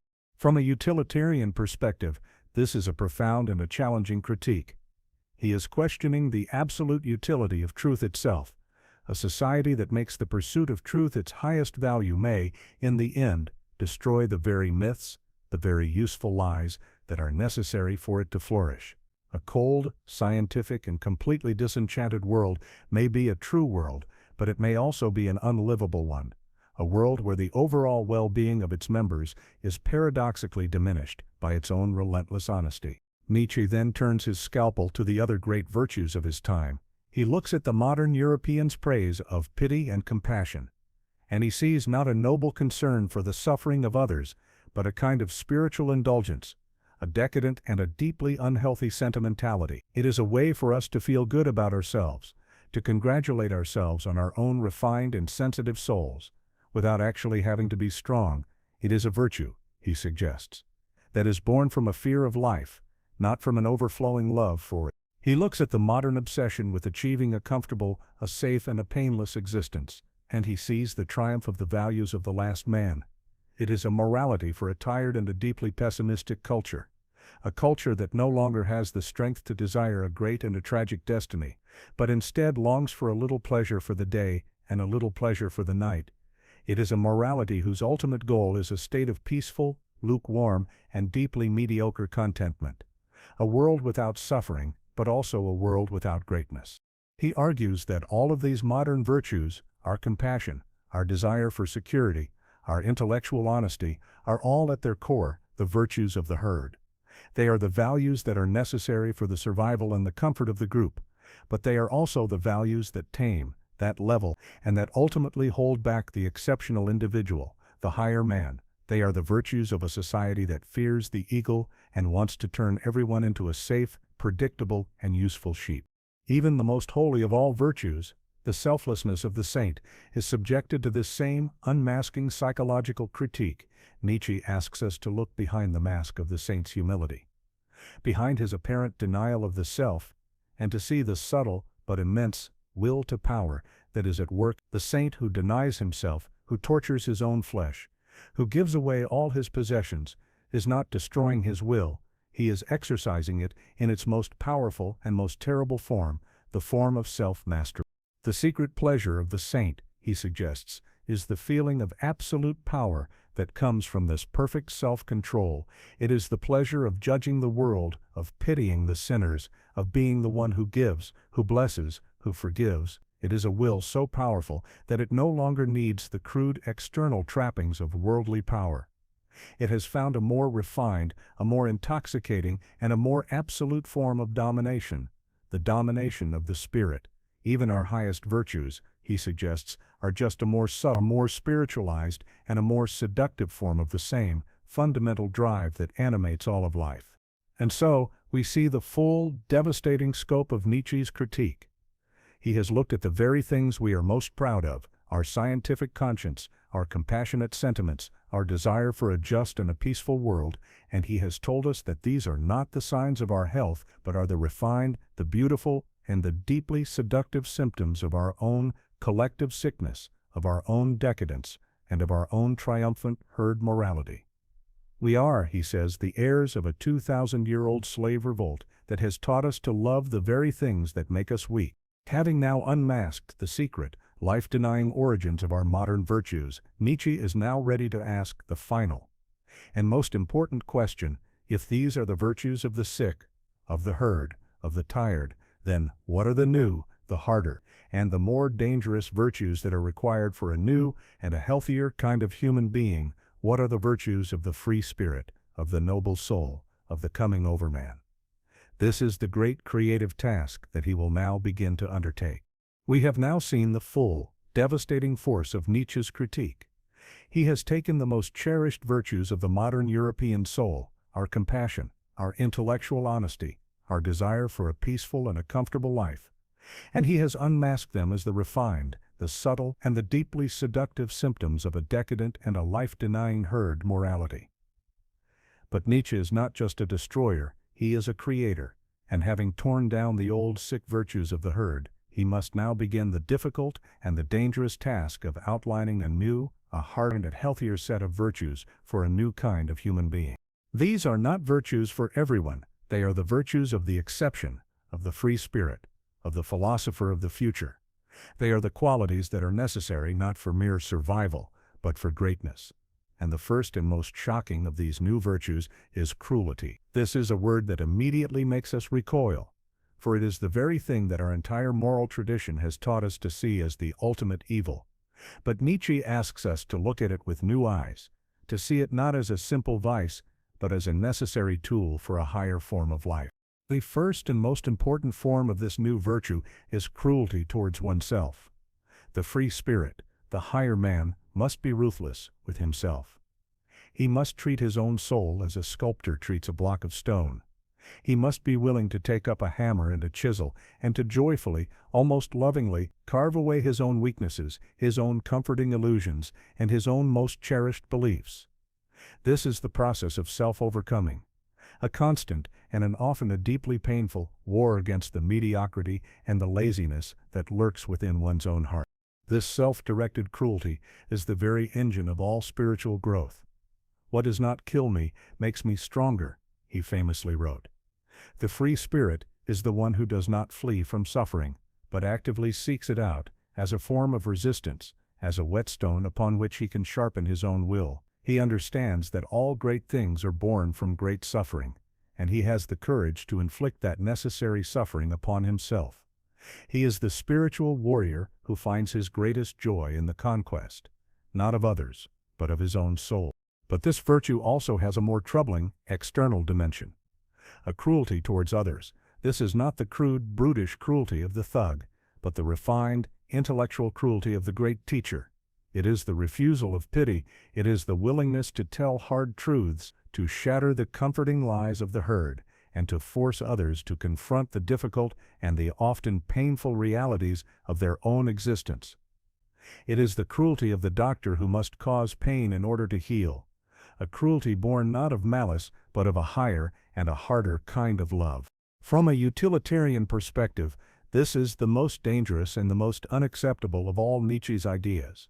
A moral system that explicitly celebrates cruelty, even for a higher purpose, is a system that opens the door to the most terrible forms of suffering and injustice. It provides a philosophical justification for the strong to inflict pain on the weak, for the higher men to disregard the well-being of the herd.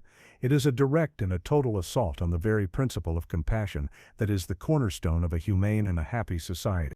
The second great virtue of the free spirit is a profound and an almost religious devotion to solitude.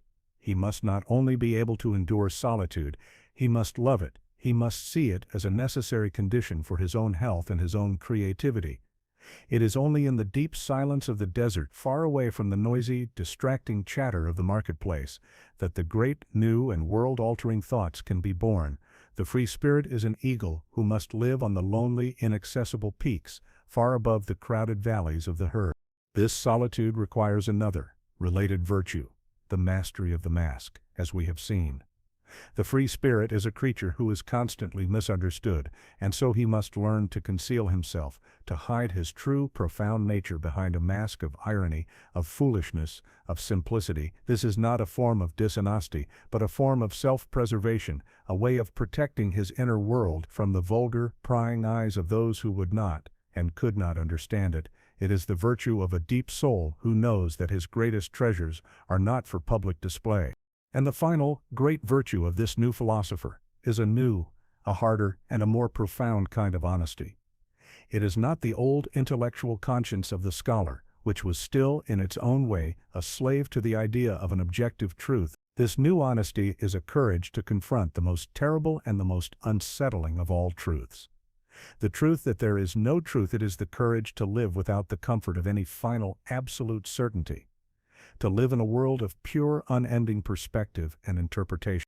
All of these new, harder virtues, the cruelty, the solitude, the mask, the new honesty, are all born from a single, fundamental feeling, a feeling that Nietzsche calls the pathos of distance. This is the deep, instinctual, and almost physical sensation that the noble soul feels of the immense, unbridgeable gap that separates him from the herd. It is the feeling of a different rank, of a different order of being, of a different and a more difficult destiny. It is the consciousness of the aristocrat, the knowledge that he is not like them and that he is not meant to be. And so, we see the new table of values begin to emerge, the old good virtues of the herd, pity, kindness, humility, the desire for a comfortable and a painless life, are all unmasked by Nietzsche as the symptoms of a weak, a tired, and a life-denying will, and in their place, he erects a new and a more terrible, but also a more beautiful set of virtues, the virtues of the creator, of the legislator, of the man who has the courage to be alone, the strength to be cruel to himself, and the honesty to live without illusions. These are the virtues of a god, not of a man, and they leave us with a profound and a deeply unsettling question. Are these the qualities of a higher, a healthier, and a more flourishing form of humanity, as Nietzsche so passionately believed? Or are they the beautiful, the terrible, and the inhuman qualities of a monster, a solitary, artistic tyrant, for whom the happiness, the suffering, and the very existence of ordinary human beings are a matter of a complete and a total indifference? Having now outlined the difficult and deeply solitary virtues of the new philosopher, Nietzsche now widens his gaze. He moves from the psychology of the individual to the psychology of the group, and in one of the most controversial and most easily misinterpreted sections of his entire work, he begins a natural history, not just of morals, but of entire peoples. He becomes a psychologist of nations, attempting to diagnose the deep underlying instincts, the secret virtues, and the hidden sicknesses that define the soul of the various peoples of Europe. We must be absolutely clear from the beginning, this is not a racial or a nationalistic project in the way that we would understand those terms today. Nietzsche despised the crude biological racism and the belligerent nationalism of his own time. His analysis is a cultural and a psychological one, an attempt to understand how centuries of history, of language, and of shared experience have shaped the character of a people. And he begins his great and a deeply dangerous diagnosis with the people he knew best, the people he both loved and loathed, with an almost unbearable intensity, his own people, the Germans. Nietzsche's relationship with the German soul is one of a profound and a deeply disappointed love. He looked back with an immense reverence at the old Germany, the Germany of Goethe, of Beethoven, of Schopenhauer, the pre-imperial Germany that he saw as a culture of profound depth, of seriousness, and of an almost unmatched spiritual power. This was the Germany that had produced the greatest music and the deepest philosophy of the modern age. A culture that was, in his view, pregnant with a new and a noble future for all of Europe. But he looked at the new Germany of his own time, the newly unified German Reich under the chancellorship of Bismarck. And he was filled with a profound and an almost bottomless contempt. He saw a culture that had betrayed its own deep potential, a culture that was becoming shallow, that was obsessed with politics and power, and that was drowning its own spirit in a sea of vulgar, nationalistic, and self-congratulatory pride. The Germany that had once been a people of poets and thinkers was, in his view, rapidly becoming a nation of shopkeepers and soldiers. He unleashes a torrent of brilliant, witty, and deeply insulting critiques against this new German spirit. He attacks the German language itself, which he finds to be clumsy, foggy, and almost allergic to grace and clarity. He attacks the German spirit of heaviness, a profound and a ponderous seriousness that has forgotten how to laugh, how to be light, and how to dance. He contrasts this German heaviness with the light, cheerful, and psychologically nimble spirit that he so admired in the cultures of France and of Italy. He saw Germany as a culture that was choking on its own profundity. He connects this back to his earlier critique of the scholar. Modern German culture, he argues, has become fatally over-specialized and academic. It produces an endless number of diligent, objective, and deeply boring worker bees of knowledge, but it has lost the ability to produce the great synthesizing and culture-creating geniuses of its past. It has become a culture of experts, a culture of technicians, a culture that is incredibly knowledgeable, but that has forgotten how to be wise. It is a culture that has traded its soul for a vast and an impressive library of facts. His most ferocious and most consistent attack, however, is reserved for the new and the aggressive nationalism that was sweeping through the German Reich. He saw this patriotism, this Germany above all, as a sign not of strength, but of a deep, underlying cultural sickness and insecurity. It was a narrowing of the spirit, a retreat into a small, petty, and self-congratulatory tribalism, a profound betrayal of the more cosmopolitan and the more European spirit of a man like Goethe.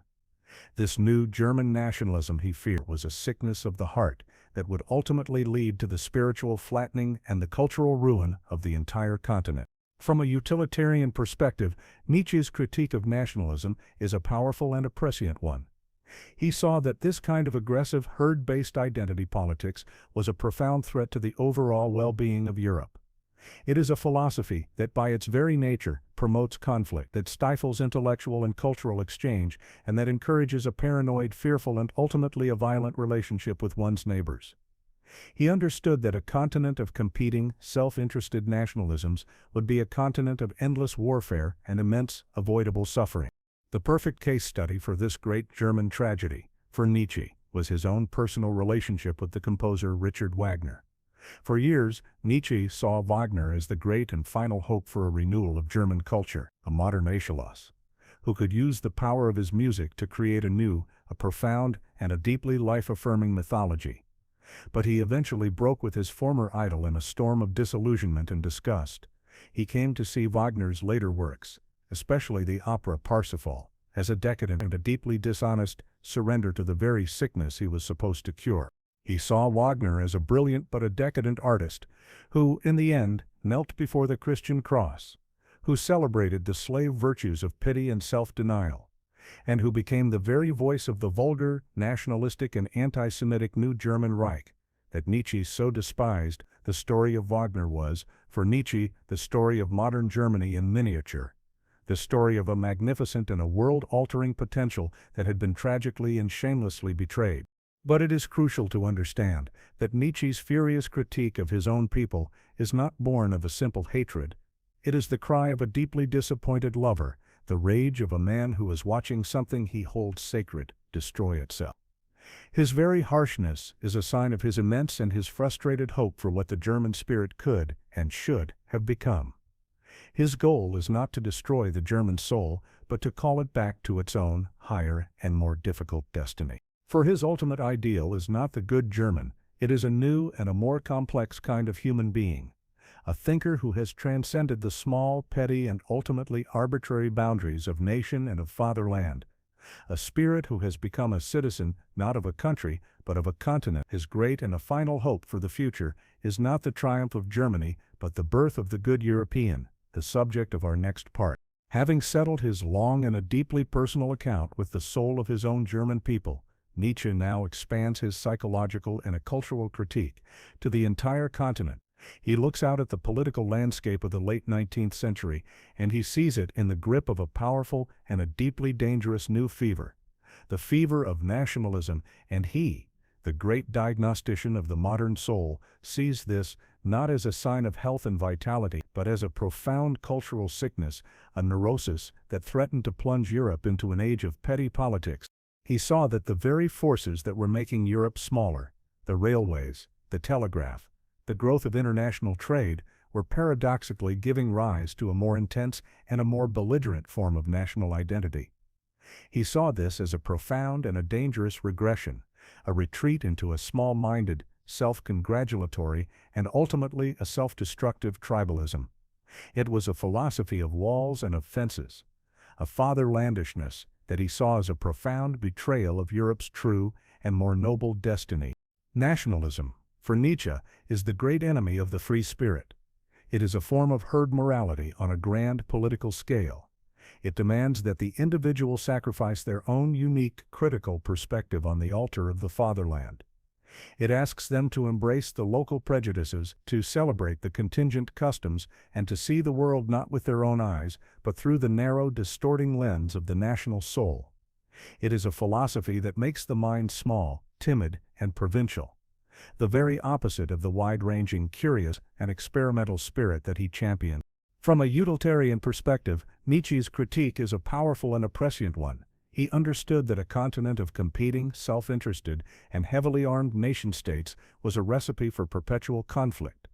He foresaw that this new popular nationalism would lead not to a flourishing of cultures, but to an endless cycle of petty, squabbling politics, and ultimately to devastating and a completely unnecessary wars, a state of affairs that would produce an almost unimaginable amount of human suffering and would set back the cause of human progress for generations. But Nietzsche was not just a critic, he was a creator, and in opposition to this new, sick ideal of the good German or the good Frenchman, he offered his own, more ambitious, more difficult, and more hopeful vision for the future, the vision of the good European.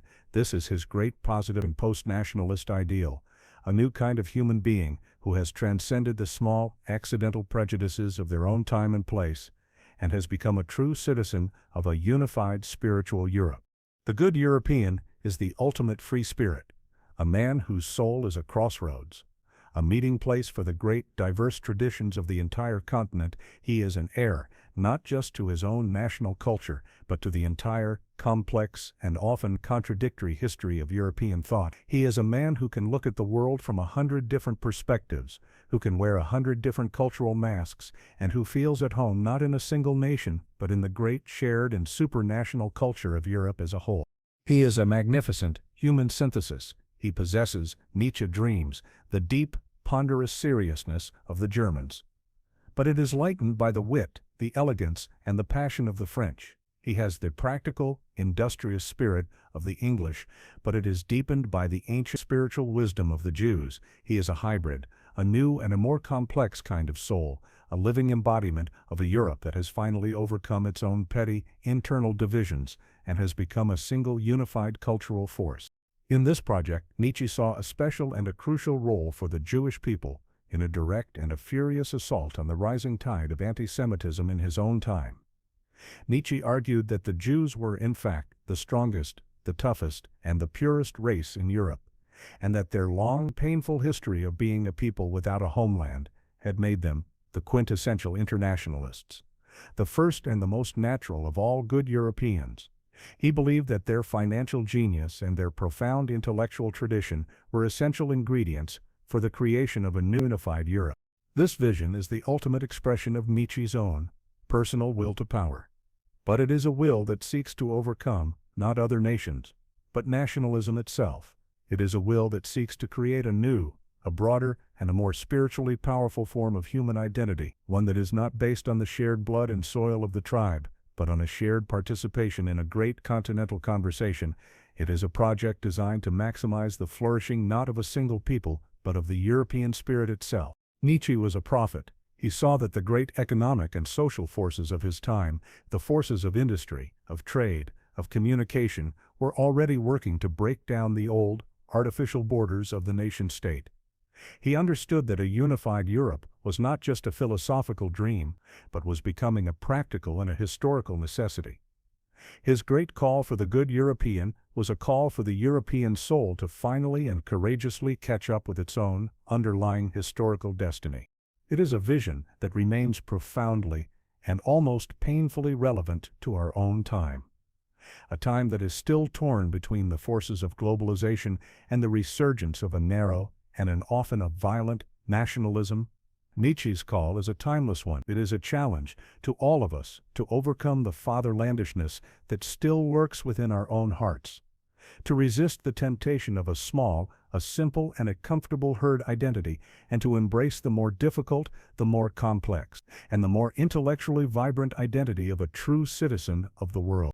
He is asking us to become something more, to become spirits who are strong enough to contain the contradictions, to synthesize the influences, and to celebrate the rich, diverse, and often chaotic symphony of our shared human culture. It is the final and most ambitious stage of the free spirit's journey. The moment when his lonely, individual quest for knowledge transforms into a great, collective, and historical project. The project of creating a new and a truly European soul. We have now journeyed with Nietzsche through his furious and a brilliant demolition of the entire history of Western thought. He has unmasked the prejudices of the philosophers, he has diagnosed the sickness of the religious soul, and he has exposed the herd-like origins of our most cherished modern virtues, and now in the final great section of Beyond Good and Evil, he is ready to complete his project. He is ready to move from critique to creation, to finally give us a full and a detailed portrait of his own idea, to answer the great and final question, what is noble? His answer is not a simple list of virtues, it is a deep, psychological and historical diagnosis. For Nietzsche, the origin of all nobility, of all higher humanity, is not to be found in a specific action or a set of beliefs, but in a profound and an almost physical feeling, a feeling he calls the pathos of distance. This is the deep, instinctual, and enduring feeling of a higher, ruling caste in relation to a lower, ruled, and subordinate one. It is the feeling of looking down from a great and an unbridgeable height. This pathos of distance is the very source of the master morality that we have explored. It is the feeling that allows the noble, aristocratic soul to create values in the first place, because he feels this immense internal distance between himself and those below him. He feels that he is of a different order, a different rank, and therefore he has the right to create his own values, to call good whatever affirms his own powerful and a noble nature. His morality is born from this feeling of profound, almost cosmic superiority. The entire project of the noble soul is to maintain and to increase this distance. It is a constant longing to grow, a desire to look down upon the self from an ever higher perspective and to reach for an ever more distant goal. This is the very opposite of the modern democratic spirit, which seeks to reduce the distance, to make everyone equal, to level all hierarchies. The noble soul, for Nietzsche, is the one who despises this easy familiarity and who cultivates his own solitude, his own difference, his own almost inhuman height. From this great, foundational feeling, a whole psychology of the noble soul emerges. The first and most important characteristic is a profound and an unshakable self-reverence. The noble soul has a fundamental, almost naive, faith in himself. He honors himself, he believes in the rightness of his own instincts.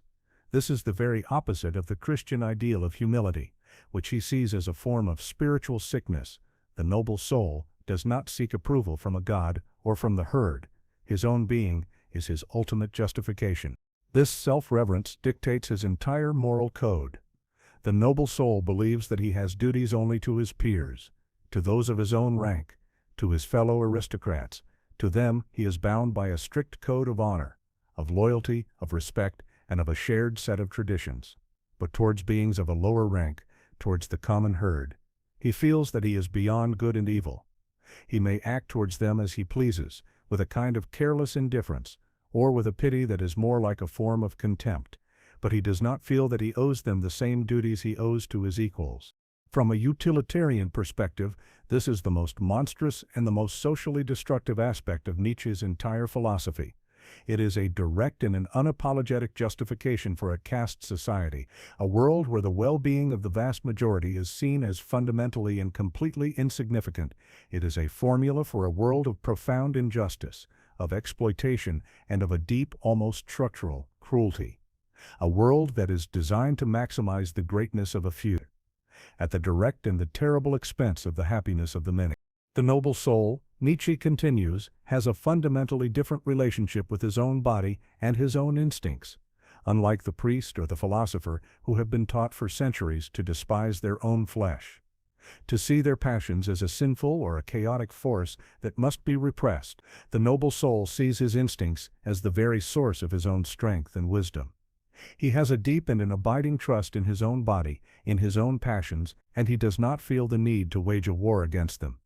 His is a unified, a whole, and an unfractured soul. He is not defined by his usefulness, by his work, or by his function in society. He is not a tool to be used for the good of the community. His value is not in what he does, but in what he is, a being of a higher rank. A creator, a legislator of values, he is not a means to an end, he is the end itself, and the rest of the world is merely the raw material for his own great creative and life-shaping project. It is the ultimate expression of a world seen through the lens of pure unapologetic and aristocratic individualism. And so, we see the full portrait of Nietzsche's ideal begin to emerge. It is a being who is solitary, who is proud, who is self-reverential, who is the creator of his own values, and whose very existence is defined by a profound and an almost unbridgeable distance from the common, the mediocre, and the herd-like. It is a vision of humanity that is beautiful, that is powerful, that is magnificent, and that is at the same time profoundly, deeply, and terrifyingly unjust. Nietzsche has now given us the origin and the psychology of the noble soul. He has shown us that it is born from the pathos of distance and that it is defined by a powerful self-affirming and creative will. But a final and a crucial question remains. What is the relationship of this noble soul to the great, tragic, and unavoidable reality of existence itself, to the fact of suffering? How does the noble soul confront pain, and how does he transform it into a thing of beauty? This will be the subject of our next part. We have now sketched the outline of Nietzsche's noble soul, a being defined by a profound, self-glorifying pathos of distance, a creator of values who stands alone, far above the common herd. But now we must confront the most difficult, most challenging, and most profoundly anti-modern aspect of this ideal. We must understand the noble soul's relationship to the one thing that our entire modern world has come to see as the ultimate and unquestionable evil, the experience of suffering. For the modern sensibility, the morality of the herd that Nietzsche so despised, the ultimate goal of all our striving is the elimination of suffering.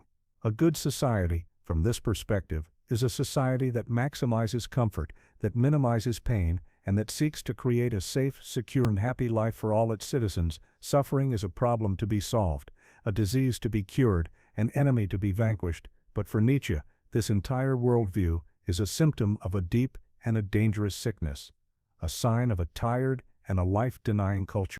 The noble soul, the higher man, has a completely different and a far more terrible relationship with pain. He does not see suffering as an objection to life. On the contrary, he sees it as a necessary and even a desirable condition for it. He understands the great and a terrible truth that is encapsulated in Nietzsche's most famous aphorism. What does not kill me makes me stronger. For the noble soul, suffering is not a punishment, it is a tool. It is the hammer that the artist uses to sculpt his own soul. It is the resistance that a muscle needs in order to grow stronger. It is the whetstone upon which the will to power sharpens its blade. The noble soul understands that all great things, all deep insights, all profound beauty, and all true strength have been born from a long and a terrible discipline of suffering. He does not flee from pain, he uses it, he transforms it, he weaves it into the very fabric of his own greatness. Nietzsche argues that we must look at the history of humanity and ask, what is it that has truly elevated the human species? It has not been the pursuit of happiness, he claims. It has been the discipline of great suffering. He argues that it was the long, terrible pressure of the slave morality with its self-torturing conscience that gave the human soul its interesting depth and its fascinating darkness. It was a terrible sickness, but it was a sickness that ultimately made us more profound creatures. This is why the noble soul despises the modern virtue of pity.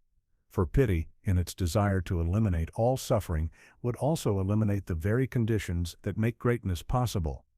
A society driven by compassion, a society that seeks to protect all of its members from all hardship. For Nietzsche, a society that is actively breeding weakness, mediocrity, and the pathetic, comfort-seeking soul of the last man. It is a nursery that seeks to keep humanity in a state of perpetual, comfortable childhood. From a utilitarian perspective, this is the most monstrous and the most indefensible of all Nietzsche's ideas.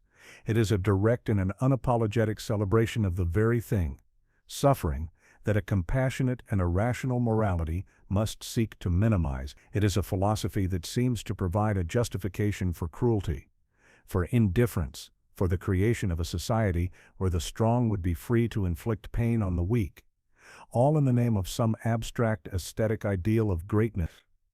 It is a formula that would seem to guarantee a massive net increase in the misery of the world. But Nietzsche's noble soul does not inflict suffering for its own sake. The suffering he values is the suffering that one imposes upon oneself, the great discipline of self-overcoming, and the suffering that is an unavoidable part of any great and an ambitious life. He is not a sadist, he is a spiritual warrior, and he understands that any great battle will inevitably involve great pain. His is not a will to make others suffer, but a will that is strong enough to endure suffering, both his own and that of the world, without being broken by it. This is why the noble soul, despite his embrace of the tragic nature of existence, is not a gloomy or a pessimistic figure. On the contrary, true nobility, for Nietzsche, involves the wearing of a mask of cheerfulness, of light-heartedness, of a deep and an almost fatalistic joy. He does not complain, he does not wallow in his pain, because he sees his suffering not as a meaningless accident, but as a necessary and a vital part of his own destiny, a destiny that he would not trade for anything. His is a kind of tragic optimism, a deep underlying cheerfulness that is born from having looked into the very darkest and most terrible aspects of existence, and having not just survived, but having found in them a reason to be even more in love with life. It is the joy of a man who is strong enough to bear the full, terrible, and beautiful truth of the world without needing the comfort of any illusion, any anesthetic, or any other worldly hope. The capacity to endure, and even to affirm, great suffering is, for Nietzsche, the final and most definitive proof of one's higher rank. It is the great terrible privilege of the noble soul. It is what separates the master from the slave, the creator from the creature, the one who is strong enough to give meaning to suffering, from the one who is crushed by it. It is the ultimate expression of his deeply aristocratic and deeply anti-modern worldview. Having now established this profound and a deeply unsettling relationship with suffering, Nietzsche is now ready to take his philosophy to its final, and its most extreme, conclusion. If the noble soul must not just endure, but must affirm his own suffering, then what is the highest and most powerful form that this affirmation can take? It is the move from simply accepting one's fate to actively and joyfully loving it, a state that he will call Amor fati, the subject of our next part. We have followed Nietzsche's noble soul on his long and a solitary journey. We have seen how his character is forged in the pathos of distance and how his strength is tempered in the fires of suffering. And now, we arrive at the final and most difficult summit of his spiritual landscape, the highest and most affirmative state of being that Nietzsche could imagine. It is his great and his ultimate formula for a life lived with absolute, unconditional, and joyful acceptance. A state he calls by the Latin name, Amor fati, the love of one's fate. This is not the grim stoic resignation to the inevitable. It is not the weary acceptance of a fate that one cannot change. It is something far more radical, more active, and more joyful. Amor fati is the passionate and an almost ecstatic love for everything that has ever happened, is happening, and ever will happen. It is the desire, as Nietzsche wrote, that one wants nothing to be different, not forward, not backward, not in all eternity. It is the ability to look upon the entire chaotic, beautiful, and often terrible tapestry of your own life, and to say yes to every single thread. It is the final and most complete rejection of the spirit of resentment, the resentful, life-denying impulse that wishes that things had been different. The man of Amor fati feels no regret. He does not poison his present with the bitterness of his past. He understands that every mistake, every failure, every moment of pain, and every enemy he has ever faced were all necessary and essential ingredients in the creation of the person he is now. To wish away even the smallest and most painful part of his past would be to wish away himself. He sees his life not as a series of accidents, but as a single, unified, and artistically coherent whole. He is the artist of his own existence, who upon completing his masterpiece looks upon it and would not change a single flawed or even ugly brushstroke, because he understands that every single mark was necessary to achieve the final complex and beautiful result. His life is no longer a problem to be solved, but a work of art to be affirmed, a fate to be loved. And the ultimate thought experiment, the great final test of whether one has achieved this state of amor fati, is the idea we have encountered before, the most profound and most terrifying of all Nietzsche's thoughts, the eternal recurrence. Imagine, he asks, that a demon were to tell you that this life, with every single one of its joys and its sorrows, its triumphs and its humiliations, will be repeated exactly as it was, in infinite number of times, for the vast majority of humanity. This would be the ultimate curse, an eternal sentence in a prison of meaningless suffering. But for the noble soul, for the man who has achieved the state of amor fati, this would be the ultimate blessing, the most divine of all possible news. He would greet the demon's prophecy with a joyful and a triumphant cry. For he has learned to love his own existence so completely, so unconditionally, that the thought of its eternal repetition is not a horror, but a confirmation of a life lived so well, so fully, and so beautifully, that it is worthy of being willed for all of eternity. It is the ultimate stamp of approval on a life lived with no regrets. But it is here, at this highest and most beautiful peak of his philosophy, that we must also confront its most cruel and most morally problematic implications. For to love one's own fate, to will the eternal recurrence of one's own life, is also to will the eternal recurrence of everything. It is to say yes to the entire interconnected web of existence, which includes not just your own personal triumphs and sorrows, but every war, every injustice, and every single act of senseless cruelty that has ever occurred in the history of the world. This brings us back, once again, to the great unanswered challenge of Dostoevsky's Ivan Karamazov. Ivan could not accept a world that was built on the unavenged tear of a single tortured child.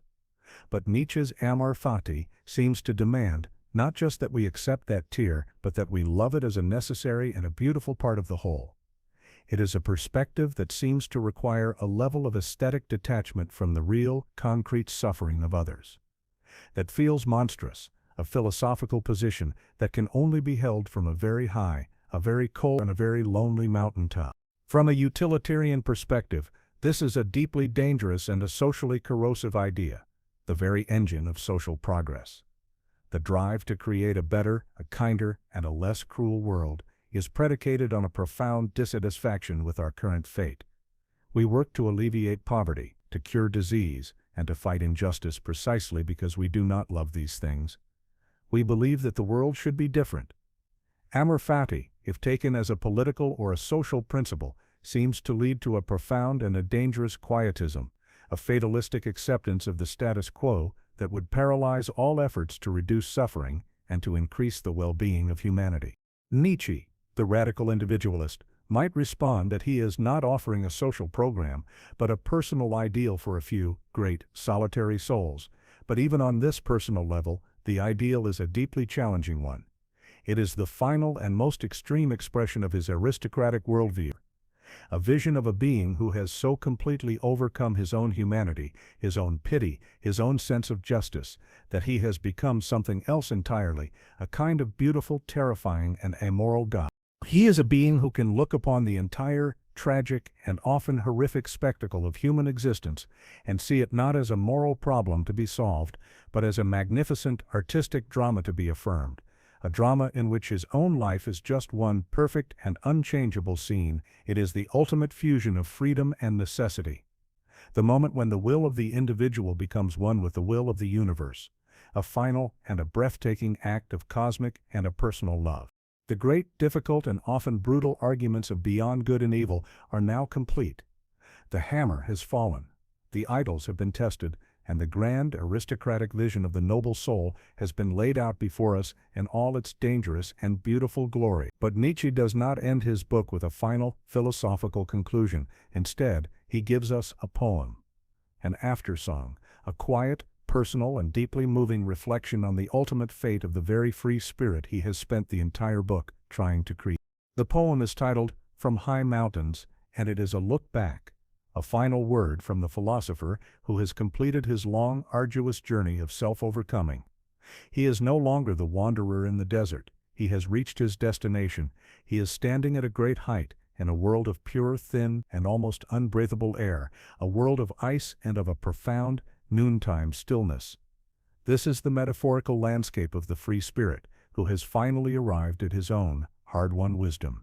He has achieved a state of joyful, patient peace. He is waiting, he says, for his friends to arrive, for the other free spirits who are still making their own slow, difficult climb up the mountain. He has kindled his fire, he has prepared his home, and he waits for the companions who will be able to share his high, cold, and beautiful world with him. It is a vision of hope, of a new kind of community, a republic of geniuses who will one day populate these lonely peaks together. But as he waits, a deep and an almost unbearable melancholy descends upon him. This is the great and tragic paradox at the very heart of Nietzsche's ideal. The philosopher on his mountain is profoundly, and perhaps inescapably, lonely. He looks down into the valley, at the green, bustling, and all too human world he has left behind, the world of his old friends, of his old desires, of his old comfortable certainties, and he is filled with a deep and a powerful longing. He sings his songs, he sends his wisdom down into the valley.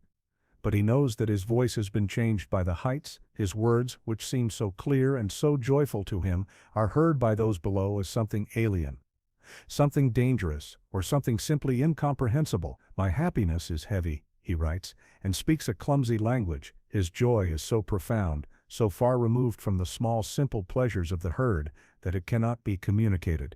It can only be misunderstood. His wisdom has become a barrier, a wall that separates him from the very people he may still in some secret part of his soul love. From a utilitarian perspective, this is the final, devastating critique of Nietzsche's entire project, the highest state of being. The ultimate flourishing of the individual results in a state of profound and an incurable isolation. The free spirit has achieved a kind of personal, godlike happiness, but it is a happiness that cannot be shared, a joy that actively undermines the possibility of a warm, compassionate, and connected community. It is a state of supreme personal utility that seems to require the complete abandonment of social utility. It is a lonely and a sterile kind of perfection. The poem then recounts a visit from a fool, a motley fool named Zarathustra, who arrives at his cave. This is a premonition of Nietzsche's next great work, a sign that the critical, questioning free spirit of beyond good and evil is about to transform into the prophetic, laugh and value-creating figure of Thus Spoke Zarathustra. But the visit is also a moment of profound sadness, for Zarathustra, his truest friend, tells him that his old friends, the ones he is waiting for, can no longer make the climb. They are too tired, too old, too comfortable in the valley below. They cannot understand him anymore, and they have grown to fear him. "You have changed," Zarathustra tells him. "You have become a terrible sight for your friends." His solitude, he realizes, is not a temporary state. It is his eternal fate. The price of his wisdom is a complete and a final separation from the world of ordinary human love and friendship. He must give up the comfort of being understood for the terrible and the glorious burden of being a creator, a lawgiver, a man who lives in a future that no one else can yet see. The poem and the book ends with a final and a deeply moving transformation. The philosopher's longing and his melancholy finally give way to a new and a more joyful acceptance of his fate. He understands that his old friends, his old self, are now dead to him. He is a new being, and he must wait for new friends, for the other, future free spirits, who will one day be strong enough to join him on his peak. His noon, his great creative moment, has arrived, and he must embrace it, in all its lonely and its tragic glory. And so, we conclude our own long and a difficult journey through this magnificent and a dangerous book. We have followed Nietzsche as he has ruthlessly deconstructed the entire moral and a philosophical history of the West, and we have watched as he has sketched the demanding, the aristocratic, and the deeply challenging portrait of a new kind of human being, a thinker who has the courage to live beyond the simple categories of good and evil, a creator who has the strength to forge his own values in the abyss of a godless world. Beyond Good and Evil is not a book of answers. It is, as its subtitle proclaims, a prelude. A series of profound, brilliant, and often terrifying questions that are designed to shatter our most comfortable and our most unexamined certainties. It does not give us a new table of values, it gives us a hammer, and it challenges us to use it, first on the world and then, most importantly, on ourselves. It is a book that does not seek to comfort, but to tempt, to provoke, and ultimately to transform. The final image he leaves us with is of this solitary figure on his high mountain, a being of immense strength, of profound loneliness, and of a strange, tragic, and an almost inhuman joy. A creator who has paid for his godlike wisdom with his connection to the world, a man who has finally and truly learned to love his fate, and who now waits, patiently and alone, for the dawn of a new and a more noble human future. A future that he himself must now create.